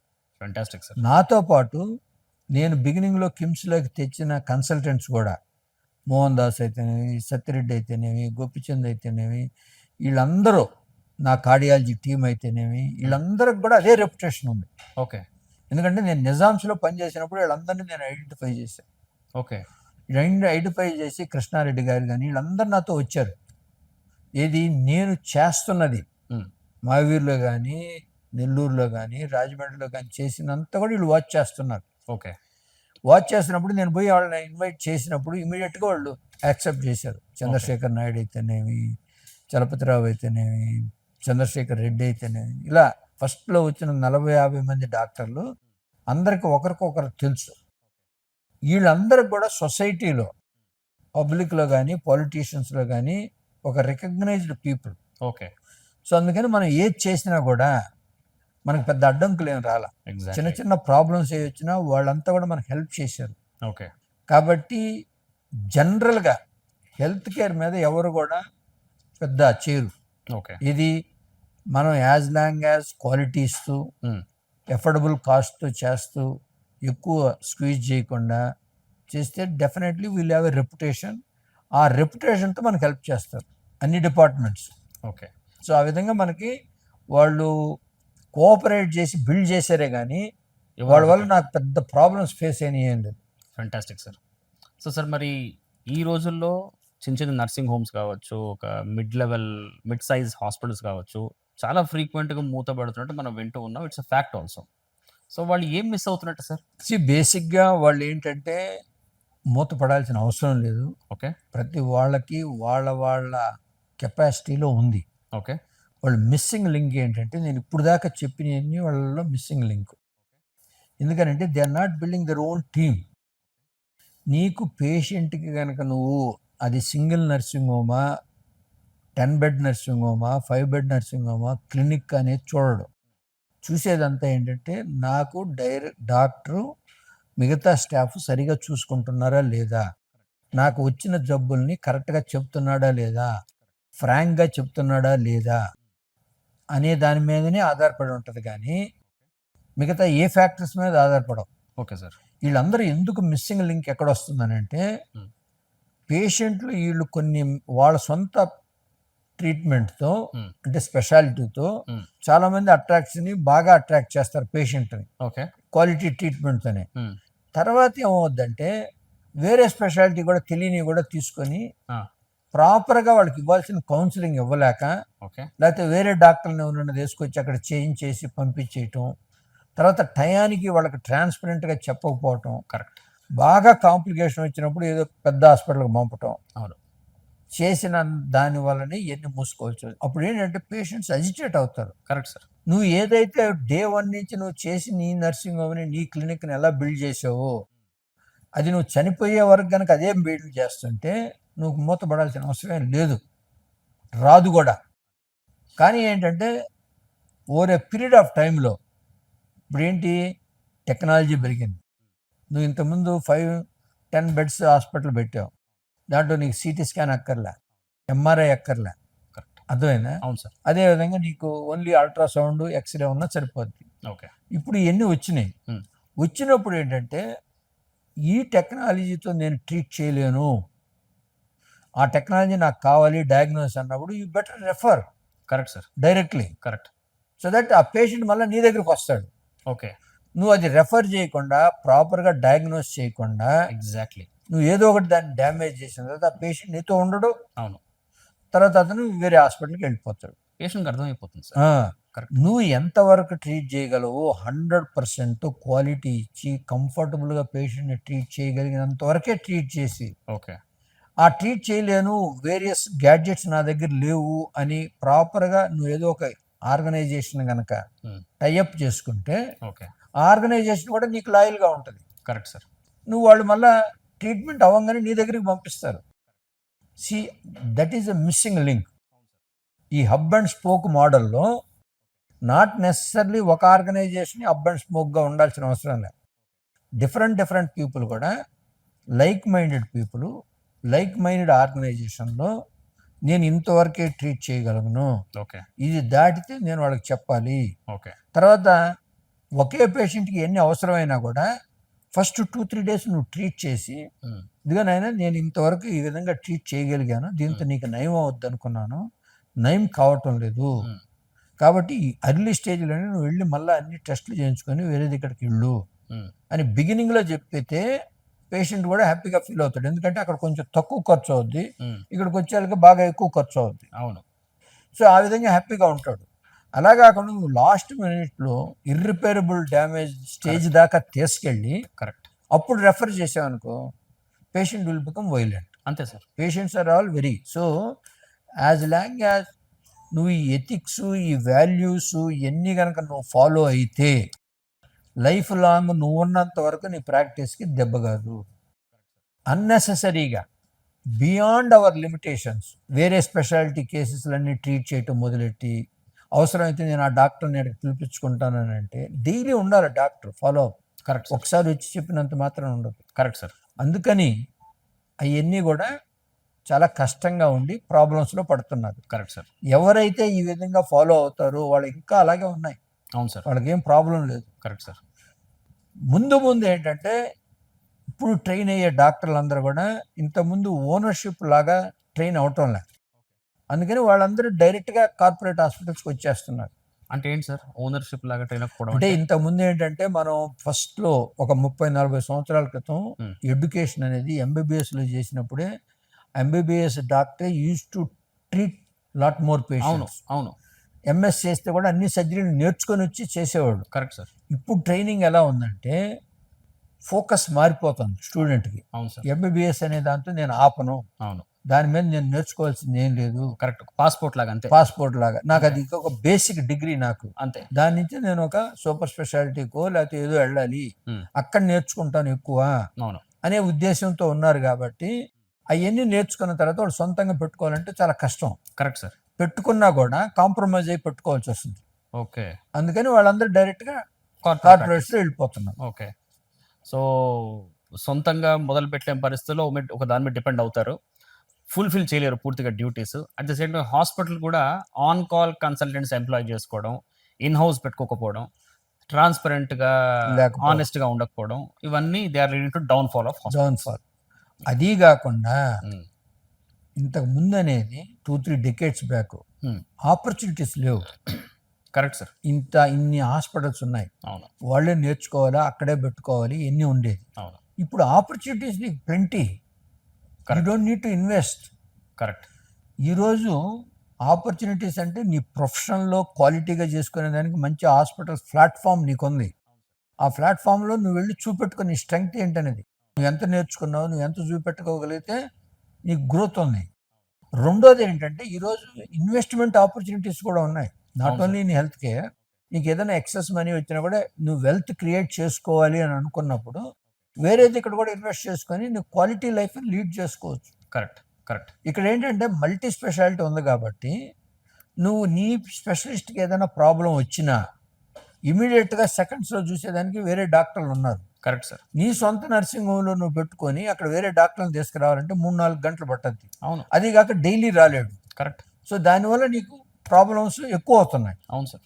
ఈ ప్రాబ్లమ్స్ అన్ని. సో ఇప్పుడు వాళ్ళు కూడా their mind set is also changed. అవును. I'm only going very focusedly sub specialisation. Um, I can only treat this much of specialization. Um, If I want my patient to go, if there is any comorbid conditions, other complications, um, I need to practice in a multi-specialty space. Correct sir. అలానే వాళ్ళంతా change అవుతున్నారు. అవును. So sir, మీరు చెప్పినట్టుగా ఇప్పుడు opportunities చాలా ఉన్నాయి అంటున్నారు. But ironically unemployment among doctors is also rampant. So ఇక్కడ ఏమైనా మిస్సింగ్ లింక్ ఉందంటారా? ఎడ్యుకేటెడ్ బట్ అన్ఎంప్లాయిడ్ అనడానికి ప్రాపర్ ఎగ్జాంపుల్ ఒక డాక్టర్. ఇక్కడ ఏమైనా మిస్సింగ్ లింక్ ఉందంటారా? There is చెప్పండి సార్. lack of understanding. ఏంటంటే ఒకటి, మనం చదువుకునే చదువు వెల్ ట్రైన్డ్ అయ్యి, నేను కార్డియక్ సర్జరీలోని 7-8 years ట్రైనింగ్లోకి వెళ్ళా. అంటే మీరు చెప్పేది మీ ఎంసీహెచ్ తర్వాత కూడా మళ్ళీ? ఎంసీహెచ్తో 3 ఏళ్ళు, తర్వాత 5 ఏళ్ళు. అచ్చా, మీ టైంకి ఎంసీహెచ్ 3 ఏళ్ళు ఉండిందా సార్? బికాస్ బిఫోర్ నేను డిఎన్బి చేసా 3 years. అచ్చా, ఓకే అప్పుడు 2 years okay okay MCh. Okay. So అది ఉన్నప్పుడు నేను ఎందుకు అంత స్పెండ్ చేశాను? నేను పేషెంట్ బాగా చేయాలంటే లాట్ ఆఫ్ నాలెడ్జ్ తీసుకొని ప్రాక్టీస్ పెట్టుకోవాలనేది. స్కిల్ ఎక్వైర్ అవ్వాలి. Then only I can able to establish. Correct. ఇప్పుడు ఏమవుతుంది, అలా లేదు. వచ్చేసి బాగా నేర్చుకోకుండా ఒక కార్పొరేట్ హాస్పిటల్లో వచ్చి చేయాలి అనేది ఒక పద్ధతి. రెండో ప్రాబ్లం ఏమొస్తుందనంటే ప్రతి ఒక్కరూ సిటీలోనే ఉండాలనేది ఇంకొక problem. Okay. It is not unemployment, it is invited unemployment. ఈరోజు ఓకే. నీకు ప్రతి చదివిన డాక్టర్ నెక్స్ట్ డే ప్రాక్టీస్ చేసుకోవచ్చు, ఇంక్లూడింగ్ ఎంబీబీఎస్. ఓకే. ఎంబీబీఎస్తోనే నేను ఆపాలి, నాకేం పోస్ట్ గ్రాడ్యుయేషన్ అక్కర్లేదు అని అనుకున్న వాళ్ళు ఎంబీబీఎస్లోనే బాగా నేర్చుకోవాలి.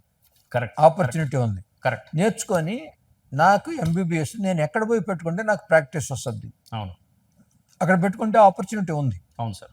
కానీ అక్కడ అన్నీ వదిలేసి ఎక్స్క్యూజ్ చెప్తున్నాం. అవును సార్. నేను ఆడికి పోయినా నా దగ్గర అల్ట్రాసౌండ్ లేదు, చెస్ట్ లేదు, సిటీ స్కాన్ లేదు, ఎంఆర్ఐ లేదు, నేను అక్కడే ప్రాక్టీస్ చేయాలని. Okay. Which is not required as on today. As a family ఫిజిషియన్గా ఉండాలి అనుకుంటే with MBBS job is only to identify and because you have to become a general practitioner and you should know when you need to treat, when you want to refer to the patient. Exactly. ఎప్పుడైతే నీకు అది తెలిసినప్పుడు నీ patient నీకు ఉంటారు. అవును sir. నీ practice నీకు ఉంటుంది. నీకు ఈరోజు 4 లక్షలు సంపాదించిన హైదరాబాద్లో నీకు మిగిలిన 40,000. అవును సార్. నువ్వు అదే డిస్ట్రిక్ట్లో నువ్వు ₹1,00,000 సంపాదించినా నీకు మిగిలిన 40,000. అవును.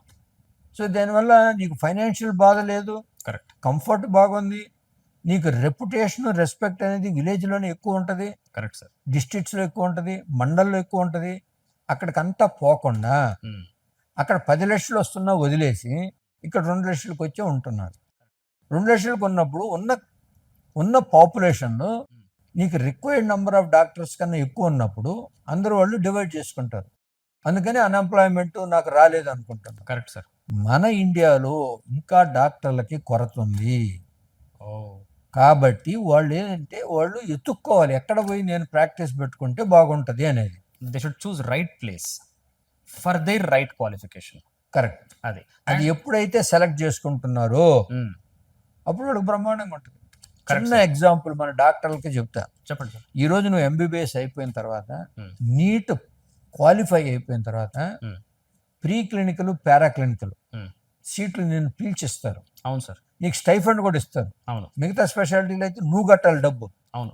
వీళ్ళు నీకు స్టైఫండ్ కూడా ఇచ్చి నీకు ట్రైన్ చేస్తారు. అవును. చేసిన తర్వాత 100% నీకు జాబ్ ఉంటుంది. అవును సార్. మెడికల్ కాలేజ్లో వాళ్ళు కూడా నీ రిటైర్మెంట్కి 4-5 లక్షలు మెడికల్ కాలేజీలో ఉంటుంది. పర్మనెంట్ జాబ్, నేను ఎవరు తీసేదానికి కూడా ఉండదు, ఒకే ప్లేస్లో ఉంటావు. నీకు ఎంబీబీఎస్ నాలెడ్జ్తో నువ్వు గనక వెళ్ళి ఈవినింగ్ క్లినిక్ పెట్టుకున్నా కూడా నీ జనరల్ ప్రాక్టీస్ ఉంటుంది. నాకు ఒకవేళ క్లినికల్ నాలెడ్జ్ కావాలంటే 8 to 4 ఉంటుంది. అవును. ఈ ప్రాక్టీషనర్ లాగా 365 రోజులు నువ్వు పని చేయనక్కర్లేదు, కరెక్ట్ నువ్వు 200 రోజులే పని చేయాలి. కరెక్ట్ తర్వాత ఎగ్జామినర్కి వెళ్ళినప్పుడు ఎవ్రీ 6 monthsకి నువ్వు ఒక సిటీ చూడొచ్చు, కరెక్ట్ వేరే వాళ్ళ డబ్బులతో, నీ డబ్బులతో కాకుండా. నిజం సార్. ఇవన్నీ తెలియదు. ఈరోజు కొన్ని వేల మంది పోస్టులు అటన్నిటి ఖాళీలు ఉన్నాయి, అది ఇంకా ముందు ముందు ఉంటాయి. అదే కావాలంటే వీళ్ళందరూ కలిసి కూడా ఒక మెడికల్ కాలేజ్ పెట్టుకోవచ్చు. బ్రహ్మాండంగా పెట్టుకుంటే దాంట్లో వాళ్ళు ఓనర్షిప్ ఉంటుంది, వాళ్ళే పెరుగుతూ ఉండొచ్చు. వాళ్ళు ఈవినింగ్ ఉన్న క్లినిక్లో ఉన్న పేషెంట్ని ఆ మెడికల్ కాలేజీలో అతి తక్కువ ఖర్చులో ట్రీట్ చేయొచ్చు. Correct sir. ఈ అవగాహన లేకుండా ఎంతసేపటికి నేను కార్డియాలజిస్ట్ అవ్వాలా, యూరాలజిస్ట్ అవ్వాలా, లేకపోతే న్యూరాలజిస్ట్ అవ్వాలా, పోయి హైదరాబాద్లోనే ఉండాలా, కార్పొరేట్ లోనే పని చేయాలి. పని చేయాలి.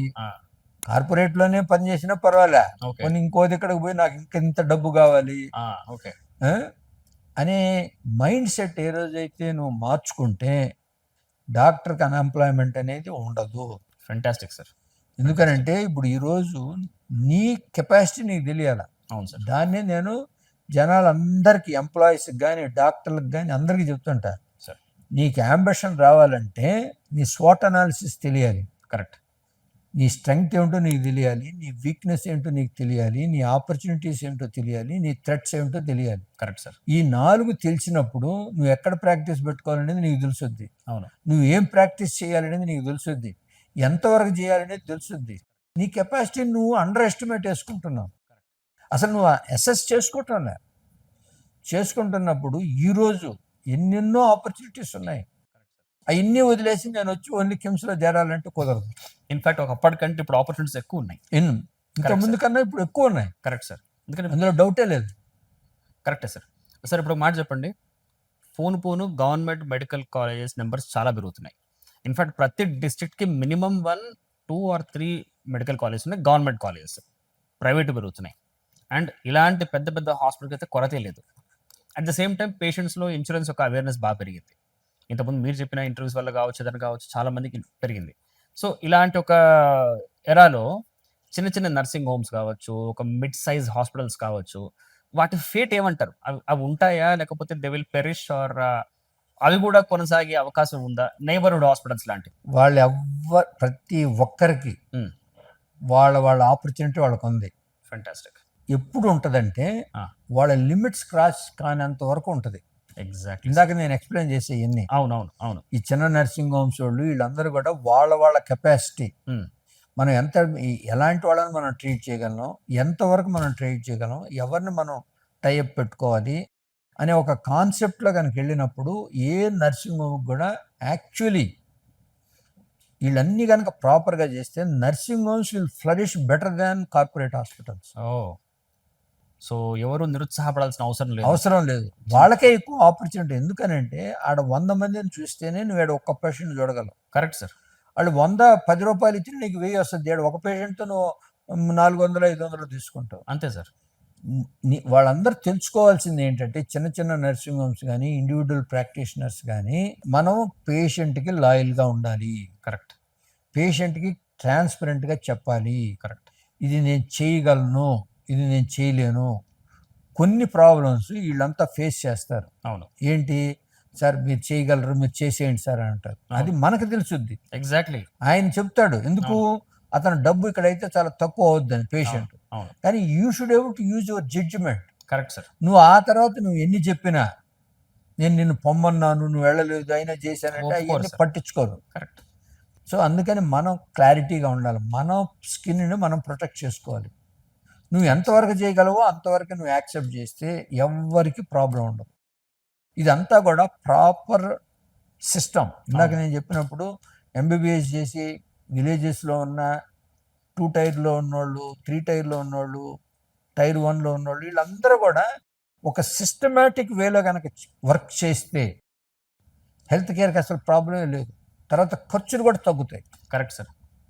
ఎందుకనంటే ఈరోజు నీకు ఉన్న అడ్వాంటేజ్ పేషెంట్లకి వాళ్ళు తెలుసుకోలేదు. కానీ విలేజెస్లో నువ్వు ఒక జనరల్ ప్రాక్టీషనర్ పట్టుకున్నప్పుడు ఏదైనా చెస్ట్ నొప్పి అని అంటే అది యూసోఫేగస్ వల్ల వచ్చిందా, కార్డియాక్ వల్ల వచ్చిందా, స్పైన్ వల్ల వచ్చిందా, మస్కులర్ పెయిన్ అనేది you can easily recognise by clinical alone. ఎందుకంటే ఎవ్రీ సంవత్సరానికి 1 సారో 2 సార్లు చూస్తుంటాడు. కానీ పేషెంట్ ఏం చేస్తున్నాడు, నాకు చెస్ట్ పెయిన్ అంటే కమ్స్కి వచ్చి కార్డియాలజిస్ట్లో చూపెట్టుకొని వీళ్ళన్నీ దాన్ని రూల్ అవుట్ చేయాలంటే ఇన్ని టెస్టులు రాయాలి. Correct sir. దానికి చాలా ఎక్స్పెన్సివ్ అయిపోద్ది. అక్కడ 100 రూపాయలతో పోయేది ఒక చిన్న కన్సల్టేషన్ ఇక్కడికి వచ్చి 4-5 వేలు కట్టాల్సి వస్తాం. అవును సార్. తర్వాత అది అతను బాధ తీరలేదు, మళ్ళీ ఇది కాయిన తర్వాత కార్డియాక్ లేదంటే ఇంకో దానికి రెఫర్ చేస్తారు. అవును. గ్యాస్ట్రోఎంట్రాలజిస్ట్కో లేకపోతే స్పైన్ సర్జన్కో ఇంకోరుకో మళ్ళీ అజిటేషన్. మళ్ళీ ఇన్ని చేసిన తర్వాత ఇంత డబ్బులు అయింది, నా జబ్బు ఏమైనా అయ్యి కాలేదు. అవును. సో అందుకని ఎప్పుడైతే ఈ సిస్టమేటిక్గా కనుక మనం స్ట్రీమ్ లైన్ చేసుకోగలము హెల్త్ కేర్ని, అది గవర్నమెంట్ ద్వారా కానీ ప్రైవేట్ సెక్టర్లో కానీ చేస్తే మనకు వస్తుంది. అంటే మీరు అనేది యూఎస్లో యూకేలో ఎలాగైతే ఒక జీపీ రెఫర్ చేస్తే గానీ ఒక స్పెషలిస్ట్ని చూసే పరిస్థితి లేదు, అది ఇంప్లిమెంట్ అవ్వాలంటారా మన దగ్గర? అది కనుక అయితే హెల్త్ కేర్ కాస్ట్ పడిపోద్ది, ప్రతి ఒక్కరికి జాబ్లు వస్తాయి, patients also will be very happy, and general practitioner reputation అతని ప్రాక్టీస్ చాలా పెరుగుతుంది. అంటే చిన్న చిన్న కేసుల కోసం అసలు ఒక పెద్ద హాస్పిటల్ రావాల్సిన అవసరం లేదు. Exactly sir. ఇప్పుడు మీ పర్సనల్ ఒపీనియన్ చెప్పండి సార్. ఒక స్టాండ్ అలోన్ సెంటర్, మీ స్పెషాలిటీ కూడా కార్డియాక్ అని అనుకుందాం, ఒక cardiology and cardiac surgery centre versus multi speciality, ఈ రోజుల్లో ఏది బెటర్ అంటారు? అంటే ఒక ఆంటర్ప్రినర్ కనుక నేను ఒక హాస్పిటల్ స్టార్ట్ చేయాలనుకుంటే నా దగ్గర ₹1 లేదు, ఒక చిన్న గుడ్ విల్ ఉంది, ఒక 5-6 ఏళ్ళ ప్రాక్టీస్ ఉంది, నేను ఒక హాస్పిటల్ స్టార్ట్ చేయాలనుకుంటే స్టాండ్ అలోన్ సెంటర్ బెటరా ఆర్ ఒక మల్టీ స్పెషాలిటీ బెటర్? అసలు ఫస్ట్ ఆఫ్ ఆల్ నేను చేయగలనా? ఫస్ట్ ఆఫ్ ఆల్ ఇంతకుముందు చెప్పిన ఎన్ని కనుక మనం కన్సిడరేషన్ చేస్తే, ఇంతకుముందు ఆపర్చునిటీ లేదు కాబట్టి ఎవరి పాటు వాళ్ళు సింగిల్ స్పెషాలిటీ కానీ ఏది కావాలంటే స్టార్ట్ చేసేవాళ్ళు. Correct sir. కానీ ఈరోజు ఆ నీడ్ లేదు, అక్కర్లేదు. ఓకే. తర్వాత ఇందాక చిన్న చిన్న నర్సింగ్ హోమ్లు వాటన్నింటి గురించి కంపేర్ చేస్తే, చిన్న నర్సింగ్ హోమ్ కానీ నువ్వు బ్రహ్మాండంగా 5 స్టార్ లాగా పెట్టి ఒక సింగిల్ స్పెషాలిటీ చేసినా ఆ రెండింటికి పెద్ద డిఫరెన్స్ లేదు. ఓకే. ఎందుకు అని అంటే అక్కడ సింగిల్ స్మాల్ నర్సింగ్ హోమ్లో వేరే కన్సల్టెంట్ని పిలవాలి అంటే నీకు చాలా టైం పట్టద్ది. ఎగ్జాక్ట్లీ. నువ్వు పూర్తిగా ఒకటే కార్డియాక్ సెంటరో గ్యాస్ట్రో సెంటరో ఏదైనా ఒకటి పెడితే వాళ్ళకి ఏదైనా కాంప్లికేషన్స్ వచ్చినప్పుడు నువ్వు వేరే డాక్టర్ని పిలవాలి అంటే వాడు రోజు రాడు, సో క్వాలిటీ ఉండదు. So single speciality except like ophthalmology, okay, infertility, where multi specialities is not involved, where the cost will come down, they can able to put. Okay. మిగతా ఏవి కూడా starting a single specialty is not advisable. Okay. It is inviting problems only. Okay. So multi-specialty is the best. Okay. తర్వాత affordability నేను చేసుకోగలనా లేదా అనేది ఇప్పుడు నీకు అసలు అవసరమే లేదు. ఇంతకు ముందు అంటే నేను ఇంత చదివాను, ఇంత ఎక్స్పోజర్ అయింది, నేను ప్రాక్టీస్ చేసుకోవాలి, నాకు ప్లేస్ లేదనంటే అప్పుడు నువ్వు స్టార్ట్ చేసుకునేవాడు, కాంప్రమైజ్ అయినా కూడా. ఓకే. అప్పుడు యాక్సెప్ట్ చేసేవాడు పేషెంట్లు కూడా. ఇప్పుడు యాక్సెప్ట్ చేయరు, అని నువ్వు కాంప్రమైజ్ అవ్వాల్సిన అవసరం కూడా లేదు. ఎందుకు కాంప్రమైజ్ అవ్వాలి? మల్టీ స్పెషాలిటీస్ ఉన్నాయి, నువ్వు పోయి 8 to 4 పని చేసుకో, వచ్చిన కొంత ఏదైనా ఇన్కమ్ ఉంటే ఎక్కడో ఇన్వెస్ట్ చేసుకొని గ్రో, కంఫర్టబుల్గా ఉన్నావు, క్వాలిటీ ఇవ్వు పేషెంట్స్కి. ఎందుకు తలకాయ నొప్పులు నువ్వు కొనుక్కుంటావు? Correct sir, agreed, totally agreed sir. ఇప్పుడు మల్టీ స్పెషాలిటీ స్టాండ్ అలోన్ మనం చూస్తూనే ఉన్నాం మనం ఇందులో. ఒక యంగ్స్టర్ ఇప్పుడే పాస్అవుట్ అయ్యాడు సార్, ఓకే, MCH చేశాడు, బయటకు వచ్చాడు. అతను ఒక వాల్యూతోని మేజర్గా అందరూ ఏంటంటే మాకు డబ్బు కావాలి, స్టార్టింగ్ శాలరీ 3 lakhs 4 lakhs కావాలని వస్తారు. బట్ ప్రతి యంగ్స్టర్కి అతను అనుకున్నట్టుగా జాబ్ దొరకట్లేదు. ఎందుకంటే ఫస్ట్ ఆఫ్ ఆల్ అంత వాల్యూమినస్ సెంటర్స్ తక్కువ ఉన్నాయి, ప్రతి ఒక్కరి దగ్గర అంత మంచి క్వాలిటీ కేర్ అవ్వట్లేదు. అట్ ది సేమ్ టైం ఎవరి నీడ్స్ వాళ్ళకున్నాయి. సో ఈ డిస్క్రిపెన్సీలో ఒక యంగ్స్టర్ దేనికి కాంప్రమైజ్ అయ్యి ఫస్ట్ ఆఫ్ ఆల్ జాబ్ చూస్ చేసుకోవాలి? అంటే డబ్బులు తక్కువ వచ్చినా పర్లేదు, ఒక మంచి సెంటర్కి వెళ్ళాలనుకోవాలా, లేకపోతే ఇండిపెండెంట్గా ప్రాక్టీస్ మొదలు పెట్టచ్చు? అంటే నా మెయిన్ క్వశ్చన్ ఏంటంటే, ఈ రోజుల్లో ఒక స్పెషలిస్ట్ కానీ సూపర్ స్పెషలిస్ట్ కానీ ఇండిపెండెంట్గా ప్రాక్టీస్ చేసే అవకాశం ఉందా right from day 1, or he should be a part of team only? బేసిక్గా వెరీ గుడ్ క్వశ్చన్ సార్. ఇప్పుడు ఏమవుతుందంటే ఇవన్నీ కూడా నీ కెపాసిటీ మీద ఆధారపడి ఉంటుంది సార్. కెపాసిటీ అంటే నువ్వు ఒక సూపర్ స్పెషాలిటీ కానీ ఒక పోస్ట్ గ్రాడ్యుయేట్ కానీ 3 years స్పెండ్ చేస్తున్నావు సార్. 3 ఇయర్స్ కనుక నువ్వు ఎలా చదవాలి అనేది నీకు అర్థమయ్యి, నువ్వు నేను ఏం నేర్చుకోవాలనేది నీకు అర్థమయ్యి అన్నీ కనుక నేర్చుకుంటే నీకు జాబ్కు ప్రాబ్లం లేదు సార్. వాళ్ళు స్ట్రైట్ అవే ప్రాక్టీస్ చేయొచ్చు.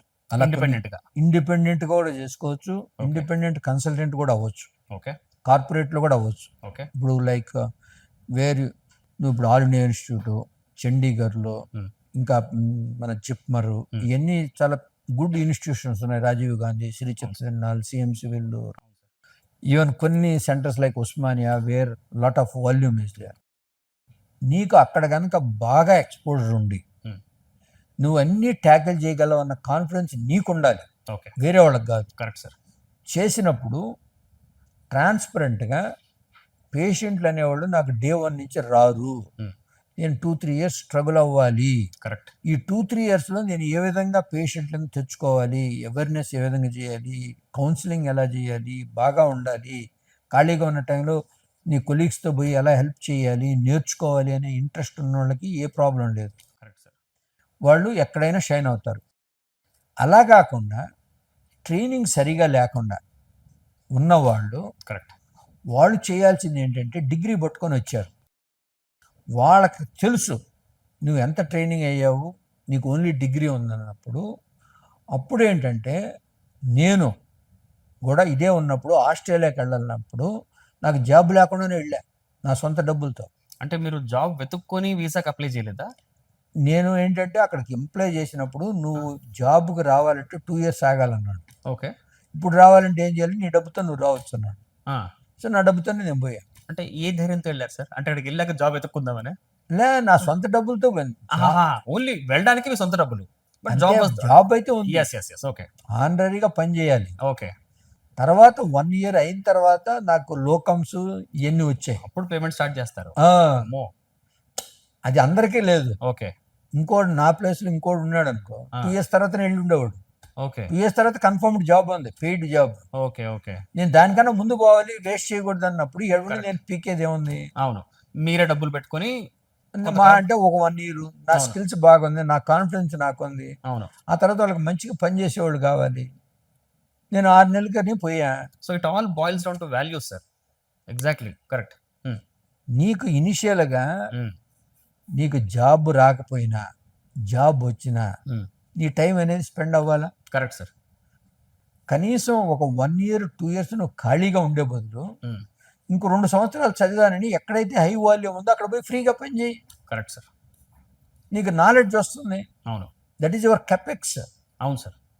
అర్థమైందా? నేను పేషెంట్లకు డబ్బులు ఇచ్చి నేను ఆపరేషన్ చేశానంటే నా క్యాపిటల్. Correct sir. అప్పుడు నా దగ్గరికి ఎవరు రారు.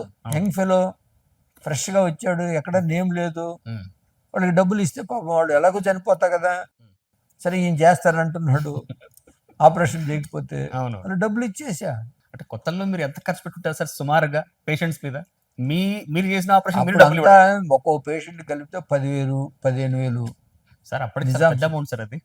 అంటే మనకు వచ్చే శాలరీలోనే ఇచ్చేసేవాళ్ళం కదా. 2-3 లక్షలు ఆ టయానికి 2-3 లక్షలు ఇచ్చే కెపాసిటీ ఉంది. ఓకే. ఏముంది మనకి తిండి 5,000. అవును. మనకేం వేరే అలవాట్లు లేవు. మిగిలిన డబ్బులని వాళ్ళకే ఇచ్చేస్తాం. వాళ్ళే కదా మనకి ఇచ్చేది రేపు నాలెడ్జ్. మీరు ఆపరేట్ చేయడం, వాళ్ళకి కూడా ఫైనాన్షియల్ అసిస్టెన్స్ మీరే ఇవ్వడం. You should need a different heart for that sir. లేదా దానికి ఒక సెన్స్ ఉండాలి, బిజినెస్ సెన్స్. ఓకే. ఖాళీగా కూర్చొని ఉండే బదులు హార్డ్ వర్క్ చేయాలి. ఓకే. మనకి డబ్బు కాదు important, knowledge important, reputation important, respect important, correct, growth important అనేది ముందు మైండ్లో ఎక్కాలి. Correct sir. నా దగ్గరికి ఈ రోజు వచ్చినప్పుడు కూడా నేను ఇవన్నీ చెప్తా వాళ్ళకి, నేను ఇలా చేసే మీరు కూడా ఒక 6 నెలలు పని చేయండి అంటే పని చేయడు, ఇంట్లోనే కూర్చొని ఉంటాడు. వాల్యూ సిస్టమ్స్ మారినాయి సార్, ఏ మాట కామాట. సో సార్, ఇంత సుదీర్ఘ జర్నీలో as a surgeon, as an entrepreneur ఏమన్నా రిగ్రెట్స్ ఉన్నాయా? ఏమన్నా వెలితి ఏమన్నా ఉందా? అలా చేసుంటే బాగుండేది, చేయకుంటే బాగుండేది? ఎక్కడ వెలితి అనేది లేదు. ఓకే. ఇప్పుడు అనుకుంటున్నాను ఇంకొక 30 ఏళ్ళు ఉంటే బాగుండే. ఎందుకనంటే సార్, ఫస్ట్ అంబిషన్ ఉంది. అవును. దృఢ సంకల్పం ఉంది చేయాలని. అవును. ముందు ఎంటర్‌ప్రెన్యూరే అవుదామని దిగాను. అవును. ప్రొఫెషన్లో సక్సెస్ఫుల్ అయ్యా. అవును. ప్రొఫెషన్లో సక్సెస్ఫుల్ అయ్యి అప్పుడు ఎంటర్‌ప్రెన్యూర్గా మారాలి అవును అన్నప్పుడు చాలా డిబేట్ చేశాను. అంతా ఇంత కాదు, ఎవరితో డిబేట్ మీది? నా సొంతంగా. అచ్చా, మీలో మీరే. ఆ, ఉమ్. ఏంటి డిబేటు? ఉమ్. ఈరోజు ఇంత సక్సెస్ఫుల్ సర్జన్ అయినా అవును. మంచి రిజల్ట్స్ వస్తున్నాయి, ఉమ్. లో కాస్ట్లో చేస్తున్నాను, ప్రతి ఒక్కరు వచ్చి దండం పెడుతున్నారు, అవును. ప్రతి ఒక్కరు హ్యాపీగా పోతున్నారు. రేపు నేను కార్పొరేట్ అయినప్పుడు ఎన్నో వేల మందికి నేను ఆన్సరబుల్. అవును. ఎంతో మంది నన్ను తిడతా ఉంటారు. ఉమ్. ఇప్పుడు నా దగ్గర 99 మంది పొగిడి ఉమ్. ఒకటి తిడతా ఉంటే, ఉమ్. రేపు 10 మంది పొగిడి 90 మంది తిడతా ఉంటారు. ఎగ్జాక్ట్లీ. ఆ? దీంట్లోకి వెళ్ళాలనా లేదా అని అంటే, ఆ రోజు నా దృఢ సంకల్పం ఏంటంటే, నేను ఈరోజు ఒక సర్జను, నేను రేపు రిటైర్ అయినప్పుడు నా పోస్ట్లో ఎవరో ఒకరు వచ్చి సర్జరీలు చేస్తారు. కానీ నాకున్న mind set accessibility, affordability, quality care ఇవ్వాలి, మంచిగా ట్రైన్ చేయాలి, మంచోళ్ళని తీసుకొచ్చి ఒక ఎస్టాబ్లిష్ చేయాలనేది అందరికీ రాదు. ఆ వాల్యూని మీరు లీగసీగా పాస్ ఆన్ చేయాలి. దాన్ని కన్వర్ట్ చేయాలి, ఒక ఆర్గనైజేషన్ క్రియేట్ చేస్తే ఎగ్జాక్ట్లీ. ఎంతో మంది డాక్టర్లకి నేను ఒక ప్లాట్ఫామ్ క్రియేట్ చేస్తా. ఈరోజు 25,000 మంది ఎంప్లాయీస్కి మనం ఆపర్చునిటీ ఇచ్చాం. నేను సర్జన్గా ఉండుంటే ఇంకో 10,000 ఎక్స్ట్రా చేసేవాడిని. దానివల్ల ఉపయోగం లేదు. అర్థమైందా? అవును సార్. ఇదే ఆలోచించి దీన్ని ఇంత పెళ్ళి చేసిన తర్వాత కూడా, నా పిల్లలు ఇద్దరు డిగ్రీ అయిన తర్వాత వాళ్ళు పోస్ట్ గ్రాడ్యుయేషన్ సూపర్ స్పెషాలిటీ పోవాలంటే, మా ఇంట్లో అందరు తిడతా ఉన్నా వాళ్ళిద్దరినీ మాన్పించి ఈ సక్సెషన్లో వాళ్ళ లెగసీలో నాకున్న వాల్యూస్ ఇంబైబ్ చేసుకోవటం బిగినింగ్ ఆఫ్ ద ఏజ్లో ఈజీ. కానీ రేపు కూడా ఒక సూపర్ స్పెషాలిటీ తీసుకొస్తే వాళ్ళు వినొచ్చు, వినకపోవచ్చు. Correct sir. అందుకని వాళ్ళని ఆడ పెట్టాను. అది 100% పర్ఫెక్ట్గా తయారయ్యి వాళ్ళిద్దరు బ్రహ్మాండంగా వాల్యూస్ క్రియేట్ చేశారు, ఎథిక్స్కి వచ్చారు. సో నాకు చాలా కాన్ఫిడెన్స్గా ఉంది. Correct sir. ఇప్పుడు ఈ రెండు కూడా నాకు సెట్ అయిపోయిన తర్వాత అట్లా ప్రొఫెషన్లో సక్సెస్ అయ్యాను, దాంట్లో నుంచి దీంట్లోకి వచ్చాను. ఇప్పుడు ఇది బాగా సక్సెస్ అయిన తర్వాత నాకు ఇద్దరు వచ్చారు. ఇప్పుడు now what I'm trying is, వీటన్నిటికన్నా అసలు ఎడ్యుకేషన్ సిస్టమ్ సరిగా లేదు, ఎంప్లాయ్మెంట్ సరిగా లేదు, ఎంటర్‌ప్రెన్యూర్‌షిప్‌కి ఆపర్చునిటీస్ ఉన్నా కూడా యాక్సెప్ట్ చేసుకోవటం లేదని ఇప్పుడు దాన్ని స్టార్ట్ చేయాలని అనుకుంటున్నా. ఎగ్జాక్ట్. నెక్స్ట్ క్వశ్చన్ అదే. యూనివర్సిటీ మొదలు పెట్టబోతున్నారు అని విన్నాను. ఈ సంకల్పంతో వచ్చిన ఆలోచన అది కూడా. ఇప్పుడు ఈరోజు నాకు ఇద్దరు పిల్లలు ఉన్నారు సార్. దగ్గర ఒక 40-50 మంది ప్రొఫెషనల్స్ వాళ్ళకి హెల్ప్ చేసేదానికి ఉన్నారు. Correct sir. వీళ్ళందరూ మంచి ఐడియాస్తోనే ఉన్నారు ఆర్గనైజేషన్లో. నేనున్నా లేకపోయినా ఈ ఆర్గనైజేషన్కి ఎలాంటి డోకా లేదు, బాగా జరుగుద్ది. సో జరుగుతున్నప్పుడు నేను ఎంతవరకు ఇలా కంట్రిబ్యూట్ చేయాలనో అంతవరకే కంట్రిబ్యూట్ చేస్తూ, మిగిలిన టైం నేను ఖాళీగా ఉండి నా హెల్త్ని స్పాయిల్ చేసుకునే దానికన్నా, అంటే నాకు డే 1 నుంచే నేను పేషెంట్కి ఇచ్చి చేసినోడిని. కరెక్ట్. ఈరోజు ఒక యూనివర్సిటీ పెట్టి కొన్ని వేల మందికి, యాక్చువల్గా నేను ఆ రోజు నాకు యూనివర్సిటీ ఇస్తానంటే ఎవ్రీ ఇయర్ 1,00,000 మంది పీపుల్ వాళ్ళ సొంతంగా వాళ్ళ కాళ్ళ మీద నేను ఏ విధంగా నిలబడ్డానో ఆ విధంగా నిలబడేదానికి నేను క్రియేట్ చేస్తానని ఒక మాట ఇచ్చా. ఎప్పుడు విషయం సార్ ఇది? లాస్ట్ ఇయర్ మొన్న May 13th ఓకే, మా ఇనాగ్రేషన్ యూనివర్సిటీ అయిన రోజున ఫౌండేషన్ స్టోన్ అప్పుడు పబ్లిక్ మీటింగ్లో చెప్పా. ఓకే. సో దానికి నువ్వు కృషి చేస్తున్నా. ఎక్కడ మొదలు పెట్టబోతున్నారు? అమరావతిలో. ఫెంటాస్టిక్. క్యాపిటల్ సిటీలో. ఓకే. చేసి తర్వాత హైదరాబాద్ అన్ని దగ్గర ఎక్స్టెండ్ చేస్తాం. సో ఇప్పుడు ఏంటి, చాలామంది డిగ్రీ చేసిన వాళ్ళు ఉన్నారు, చాలా జాబులు ఉన్నాయి, ఈ రెండుకి మ్యాచ్ అవటం లేదు. దానికి స్కిల్ లేకుండా ఓన్లీ డిగ్రీలతో వచ్చారు. ఇంతకుముందు డిగ్రీ ఉంటే యూనివర్సల్ పాస్పోర్ట్, ఇప్పుడు డిగ్రీకి వాల్యూ లేదు. Correct sir. స్కిల్ ఉండి డిగ్రీ ఉంటే దానికి వాల్యూ ఉంది. అవును. అందుకని దాన్ని చేద్దామని చేసి సొసైటీకి ఏదో హెల్ప్ చేద్దాం. You want to give it back now. So sir మరి ప్లీజ్ కంటిన్యూ సార్ ప్లీజ్. ఈ విధంగా మనం చేసేదానికి ఎక్కడైతే నేను ప్రొఫెషన్లో సక్సెస్ అయ్యి బాగా చేస్తున్నాను, నాకు చాలామంది ఉన్నప్పుడు ఎంటర్‌ప్రెన్యూర్‌కి వచ్చాను. ఎంటర్‌ప్రెన్యూర్ వచ్చిన తర్వాత నా ప్రొఫెషనల్స్, నా ఇద్దరు పిల్లలు కూర్చొని దీన్ని ఒక లెవెల్కి తీసుకెళ్తున్నారు. మా బంధువులు కూడా చాలామంది ఉన్నారు. వాళ్ళందరూ అదే మెంటాలిటీ, ఎథిక్స్, వాల్యూస్తో వస్తున్నారు. కాబట్టి ఇది కూడా ఇంకా నేనున్నా లేకపోయినా పెరుగుద్ది అన్నప్పుడు ఇంకొకటి క్రియేట్ చేసి దాంట్లో కూడా మనం సక్సెస్ఫుల్ చేసామనుకో, we have done something to the సొసైటీకి నేను ఏదో ఒకటి చేశాను, ఒక సంతృప్తిగా ఉంటుంది. అదీగాక నా హెల్త్ బాగుంటుంది. అవును సార్. మీరు యాక్టివ్గా ఉండాలంటే ఈ పనులు ఏదో చేస్తూ ఉండాలి 24/7 ఖచ్చితంగా. యాక్షన్లో ఉండాలి. సో సార్ ఎలాగైతే ఇప్పుడు మీరు కిమ్స్లో ఎవ్రీ సెగ్మెంట్ ఆఫ్ సొసైటీని మీరు అడ్రస్ చేస్తున్నారు without compromising the quality of outcomes, ఎడ్యుకేషన్లో కూడా సేమ్ ప్రిన్సిపలా? Same principle.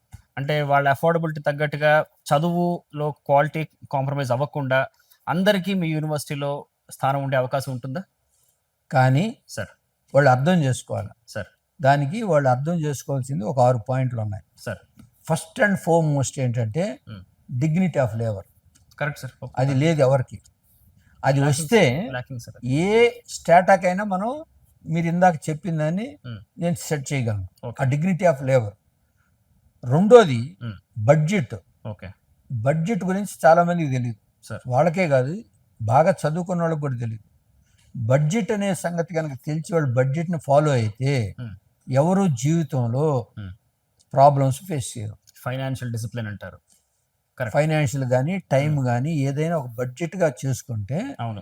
ఎవరికి ఎలాంటి డోకా లేదు. ఈ Correct, కంట్రీలో ఉన్న భూమి ఏంటంటే నువ్వు 10,000 జరిపినా బ్రహ్మాండంగా బతకగలవు. Correct sir. 10 కోట్లు సంపాదించినా బాగా బతకలేవు. అవును. సో అలాంటి కంట్రీ ఇది. అవును సార్. దాన్ని నువ్వు అర్థం చేసుకోవాలి. ఆ బడ్జెట్లో కరెక్ట్ సార్. నువ్వు ఏ విధంగా బిల్డ్ అవుతానని. ఈ రెండు ఉన్నప్పుడు సివిక్ సెన్స్. సివిక్ సెన్స్ అంటే ఒక మనిషిని ఎప్పుడు కూడా మనం ఏది చేయకుండా ఉన్నప్పుడు బాగా వస్తాం. అవును. దీంతో పాటు నీ యాటిట్యూడ్ బిల్డ్ అవుతుంది. అవును సార్. ఎంపతి బిల్డ్ అవుతుంది. Correct sir. ఈ రెండు వచ్చినప్పుడు గవర్నెన్స్ నేర్చుకోవాలి. చాలా మందికి తెలియదు గవర్నెన్స్ అంటేనే ఏమిటో తెలియదు. ఓకే. గవర్నెన్స్ సివిక్ సెన్స్ అనేది చాలా మందికి తెలియదు అసలు. ఓకే. ఈ రెండు ఫాలో అయ్యి బడ్జెట్ తెలిసి యాటిట్యూడ్ బాగుంటే నీకు ఈ కంట్రీలో బతికేదానికి ఎలాంటి ప్రాబ్లం లేదు. Correct sir. సో దాన్ని ఎంబైబ్ చేసి ఫస్ట్ నా యూనివర్సిటీలోకి ఎవరైనా రావాలన్నా ఫస్ట్ ఇవన్నీ నేర్చుకొని అవి ఫాలో అయిన వాళ్ళనే తీసుకుంటా. ఓకే. వాళ్ళ ఫైనాన్షియల్ స్టేటస్ కాదు నాకు. Fantastic sir. ఈ డిగ్నిటీ ఆఫ్ లేబర్ బడ్జెట్ అనేది ఉంటే ఈరోజు నువ్వు ఇంటర్మీడియట్ నుంచి డబ్బు సంపాదించుకోవచ్చు. అవును సార్. సంపాదించుకుంటూ చదువుకోవాలా. అంటే నామూషి ఉండకూడదు వాడికి పని చేయడానికి. అంతే. ఎగ్జాక్ట్లీ. ఫస్ట్ ఆఫ్ ఆల్ వాడికి ఆ నామూషి ఉండకూడదు. వేరే వాళ్ళ విషయం పక్కన పెడితే అది వాళ్ళకి అనవసరం. వేరే వాడు పడితే వీడికి వచ్చిన నష్టం ఏంటి? అదే చాలా మంది ఆలోచించేది. నేను ఈ పని చేస్తే వాళ్ళు ఏమనుకుంటారో. అదే ఆ డిగ్నిటీ ఆఫ్ లేబర్ ఏ రోజు అయితే నీలో సెల్ఫ్ డెవలప్ అవుతుందో వాళ్ళందరికీ స్థానం ఉంది నా దగ్గర. Fantastic sir. వాళ్ళకి డబ్బు ఉందా లేదా అనేది కాదు, వాడు ఎక్కడికైనా వెళ్ళొచ్చు. Fantastic sir. అదే ఆ డిగ్నిటీ ఆఫ్ లేబర్ ఉన్న వాళ్ళతో మనమే చాలా చూస్తుంటాం. అవును సార్. ఒక కానిస్టేబుల్ ఐపీఎస్ ఆఫీసర్ అయ్యాడు, ఒక ట్రైన్ కలెక్టర్ ఐఏఎస్ అయ్యాడు. అవును సార్. ఇలా రకరకాలుగా ఒక గుడ్లో కుట్టుకునే వాళ్ళు, టైలర్ వాళ్ళ పిల్లలు ఐఏఎస్ ఐపీఎస్ చేశారు. Correct sir. Correct sir. Correct sir. ఇవన్నీ ఉంటాయి. అవును సార్. దాంట్లో నీకేం ప్రాబ్లం ఉండదు. Correct sir. I agree. So sir మీరు ఎవరినన్నా చూసి అబ్బా ఇలా ఉంటే బాగుండేది అని మీకు ఎప్పుడైనా అనిపించేది? అంటే the person you looked up to, మీకు ఇన్స్పిరేషనల్ పర్సనాలిటీ. ఇప్పుడు బేసిక్గా నేను ఓవర్కమ్ అయినప్పుడల్లా కూడా ఇనిషియల్గా మా ఆర్ఎంపీ డాక్టర్ ఆయన ఏమి డబ్బు తీసుకోకుండా చేసేవాడు. Correct sir. రెండోది నేను స్టడీస్కి వెళ్ళేటప్పుడు టీచర్స్లో రమణయ్య నాయుడు అని మా బంధువు ఆయన ఉండేవాడు. ఆయన కూడా ఇలాగే పిల్లలకి అందరికీ చెప్తూ ఉండేవాడు. తర్వాత నేను కాలేజ్ అయిన తర్వాత కార్డియాక్ సర్జరీలో చేరినప్పుడు నాకు వచ్చిన స్టాన్లీ జాన్ అని సిఎంసి వెల్లూరులో professor, totally dedicated towards the patient. Doctor Girinath day and night అక్కడే ఉండేవాడు. తర్వాత ప్రొఫెసర్ కాకల సుబ్బారావు, డిసిప్లిన్ అంటే ఆయన, అవును అందరూ ఆయన గురించే చెప్తారు సార్. ఆయన అన్ని వదిలేసి అమెరికా నుంచి అక్కడికి వచ్చి డెడికేటెడ్గా రోజు ఉదయం నుంచి చేసేవాడు. ముళ్ళపూడి, మన ముళ్ళపూడి హాస్పిటల్, ఉషా ముళ్ళపూడి వెంకటరత్నం గారు, ఆయనతో కూడా నేను పనిచేశా. ఆయన నిజాంస్లో పనిచేసేటప్పుడు ఆ నిజాంస్లో గవర్నమెంట్ హాస్పిటల్ కాబట్టి బెడ్షీట్ లేవని ₹1 కోటి ఇచ్చి ఆయన బెడ్షీట్ కొని పేషెంట్లు అందరికి పెట్టేవాడు. ఆయన చేసేవాడు ₹1 కోటి ఇచ్చి. Fantastic sir. అయినా చేసేవాడు, ఏ డబ్బులు లేకుండా పనిచేసేవాడు సార్. ముషమ్మళ్ళపూడి కూడా వాళ్ళ డాక్టర్ పేరు మీద పెట్టి అవును సార్ ఆయన 20 గంటలు పనిచేసేవాడు. 70, 75, 80 ఇయర్స్ ఏజ్లో. Fantastic sir. అదేవిధంగా వీళ్ళందరూ అయిపోయిన తర్వాత నేను ఆస్ట్రేలియాలో ట్రైన్ అయిన డాక్టర్లు కూడా వెరీ ఎథికల్ వాల్యూస్తో బిల్డ్ అయ్యారు. మా ఫ్యామిలీలో మా మదర్ కూడా నువ్వు తింటే ఏమవుద్దురా, రేపు మార్నింగ్ వాష్రూమ్కి వెళ్తావు, 10 మందికి పెట్టు, దానివల్ల నీకు మంచి పేరు వస్తుంది. Fantastic philosophy. మా నాన్నకి ఎన్ని ఆపర్చునిటీస్ ఉన్నా సంపాదించుకోవాలని ఎథిక్స్ మీద ఇప్పుడు డివేట్ కాల, డబ్బు లేకపోయినా కూడా. Correct sir. మా బ్రదర్స్ ఇద్దరు కూడా పని చేస్తారే కానీ ఎంత వస్తుంది ఏంటి, వచ్చిందంతా పోగొట్టడమే తప్ప వాడు సంపాదించింది ఏం లేదు. ఫెంటాస్టిక్. మా బ్రదర్స్ దగ్గర నుంచి, మా ఫాదర్ దగ్గర నుంచి ఇదే సిస్టమ్. ఇప్పుడు నేను కూడా చాలా వరకు పోయింది, అయినా నేనేంటంటే ఒక లెవెల్కి వచ్చాను కాబట్టి నా లాస్ ఇన్కమ్ బ్యాలెన్స్లో సస్టైన్ అయ్యా. Correct sir. మా బ్రదర్స్ ఇద్దరు ఆ బ్యాలెన్స్ కాక తక్కువలో పోయి ఎక్కువ పోగొట్టారు, తక్కువ సంపాదించారు. ఓకే. సో ఇలా నాకు కమ్ అక్రాస్ అయిన పీపుల్ అందరూ అలాంటి వాళ్ళు ఉండి ఎన్ని మన స్టోరీలు చెప్పబట్టి నాతో అసోసియేట్ అయిన డాక్టర్లు అందరూ కూడా సెల్ఫ్ సఫిషియెంట్గా ఉండి ఎంప్లాయీస్ అందరూ కూడా బ్రహ్మాండంగా వీళ్ళందరి వల్లనే నేను ఇంత పెరిగా. ఇది నా గొప్పతనం కాదు, సింగిల్ సోర్స్ ఆఫ్ ఇన్స్పిరేషన్ కాదు, there are multiple people. Fantastic sir, చాలా practical answer sir. So last and final question sir, ఇందా మీరు చెప్పారు, మళ్ళీ అడుగుతాను. ఒక ఫ్రెష్లీ పాస్డ్ అవుట్ సర్జన్కి ఆర్ ఫిజిషియన్కి, ఎంఎస్ కావచ్చు, ఎంసీహెచ్ కావచ్చు, బ్రూటల్ ఫ్యాక్ట్స్ తెలుసుకోవాల్సినవి ఏంటి ప్రాక్టీస్లోకి వచ్చే ముందు? గవర్నమెంట్ కావచ్చు, ప్రైవేట్ కావచ్చు, కొన్ని హార్డ్ కోర్ రియాలిటీస్ తెలుసుకొని ఏ విషయాలు తెలుసుకొని మార్కెట్లో దిగాలి? ఫస్ట్ ఎవరైనా కూడా అది ఎంబీబీఎస్ కానీ, ఎంఎస్ఎండి కానీ, ఎంసీహెచ్ కానీ, డిఎం కానీ అయ్యి ప్రాక్టీస్లోకి వచ్చేటప్పుడు నీకై నువ్వు ఎవరినైనా జాబ్ అప్రోచ్ అవ్వాలి అని అంటే సార్ నీ దగ్గర సఫిషియంట్ నాలెడ్జ్ ఉందా? కరెక్ట్. 50% నాలెడ్జ్ కాదు, 200% నాలెడ్జ్ ఉండాలి సార్. ఆ 200% నాలెడ్జ్ వచ్చే వరకు నువ్వు ఎక్కడైనా కూడా వాల్యూమ్ ఉన్న దగ్గర ఫ్రీగా పోయి పనిచేయి. ఫెంటాస్టిక్. డబ్బు అడక్కు. డబ్బు అడిగితే ఏమవుతుందంటే అది ఒక బైండింగ్ అయిపోతుంది. అవును సార్. నీకై నువ్వు చేయాలంటే 24 గంటలు పని చేస్తుంటావు. అంతే. నీ సొంతంగా చేయాలన్నప్పుడు, అవును సార్, డబ్బు అన్నప్పుడు కంపేర్ చేసుకుంటావు. నేను ఆయన ఇచ్చే డబ్బుకి నాకు ఇంత సార్లు లేదు, నేను ఇంతకన్నా ఎక్కువ నీకు నేర్చుకునేది లేదు. అక్కడ నీ మైండ్ సెట్ అక్కడ కొంత డివేట్ అయిపోయింది. ఫస్ట్ అండ్ ఫార్మోస్ట్ నువ్వు ఎవరి దగ్గరికైనా వెళ్ళినప్పుడు నువ్వు డెఫినెట్గా ప్రాపర్గా నీ దగ్గర కెపాసిటీ ఉంటేనే పోవాలి. Correct sir. లేకపోతే అప్పుడు దాకా నీ జాబ్ వెంచర్ అనేది చేయకూడదు. అది నువ్వు అవన్నీ నేర్చుకున్న తర్వాత నువ్వు చేయనక్కర్లా, నువ్వు జాబ్కి వెళ్ళదక్కర్లా, ఈ కార్పొరేట్ వాళ్ళు నీ ఎంట పడతారు, ఆటోమేటిక్గా ఆపర్చునిటీ వచ్చేస్తుంది. నేను అలా 10 మందిని దగ్గర రాంగ్ డయాగ్నోస్ చేసి I last those people. Explain అంటే మీరు అనేది ఒక రాంగ్ ఎంప్లాయీని ఎంప్లాయ్ చేసుకోవడం వలన? రాంగ్ డయాగ్నోస్ అంటే వాళ్ళ దగ్గర ఉన్న కెపాసిటీ ఫ్రెష్గా పాస్ అయ్యి ఇచ్చినప్పుడు 100కి 100 మందిలో ఫ్రెష్గా పాస్ అయ్యి ఇచ్చిన వాళ్ళు 90 పీపుల్ దగ్గర ఏముండదు స్టఫ్. అవును సార్. 10 పీపుల్ దగ్గరే ఉంటుంది. ఇది ఇప్పుడా అప్పుడు అలాగే ఉండేదా? అప్పుడు కూడా, ఎప్పుడు కూడా అంతే. నేను పెట్టింది 2003. అవును. 2003 నుంచి నేను రిక్రూట్ చేయడం స్టార్ట్ అయింది. ఓకే. ఈ 2003లో నుంచి ఒక 10 మందిని నేను అండర్ డయాగ్నోజ్ చేశాను. కరెక్ట్. వాళ్ళకున్న ఎబిలిటీ కన్నా వాళ్ళు తక్కువే ఉంటారు. సరే, మనం ఒక ఆపర్చునిటీ ఇస్తున్నాం, ప్రూవ్ చేసిన తర్వాత వాళ్ళకి ఇద్దాంలే అని. అవును. వాళ్ళకి ఆల్రెడీ కాన్ఫిడెన్స్ ఉంది. ఓకే. ఆ కాన్ఫిడెన్స్ నేను అసెస్ చేయలేక ఐ లాస్ట్ దమ్. ఓహో. వాళ్ళు వేరే హాస్పిటల్కి వెళ్ళి బాగా గ్రో అయ్యారు. అచ్చా. ఓకే. సో చిన్న మిస్డయాగ్నోస్ అవుతూ ఉంటాయి. Okay, fine sir. ఇప్పుడు వాళ్ళందరూ వచ్చి నాకు చెప్తుంటారు, ఇప్పుడు మళ్ళీ వేరే మేము ఎక్స్పాన్షన్ చేస్తున్నాం కదా సార్, ఫస్ట్ నీ దగ్గరికి వచ్చాము, మీరు ఇవ్వలేదు, వేరేది ఇక్కడికి పోయామని మనం అడిగినప్పుడు అలా చాలా మంది ఉన్నారు. కానీ ఆ రోజు నేను తీసుకోవటానికి 2 కారణాలు. నా ఎథిక్స్, వాల్యూస్. నేను డే 1 నుంచి నా డాక్టర్లకు అందరికీ చెప్పాను, నాకు 2-3 కన్నా ఎక్కువ అవసరం లేదు ప్రతి స్పెషాలిటీలో.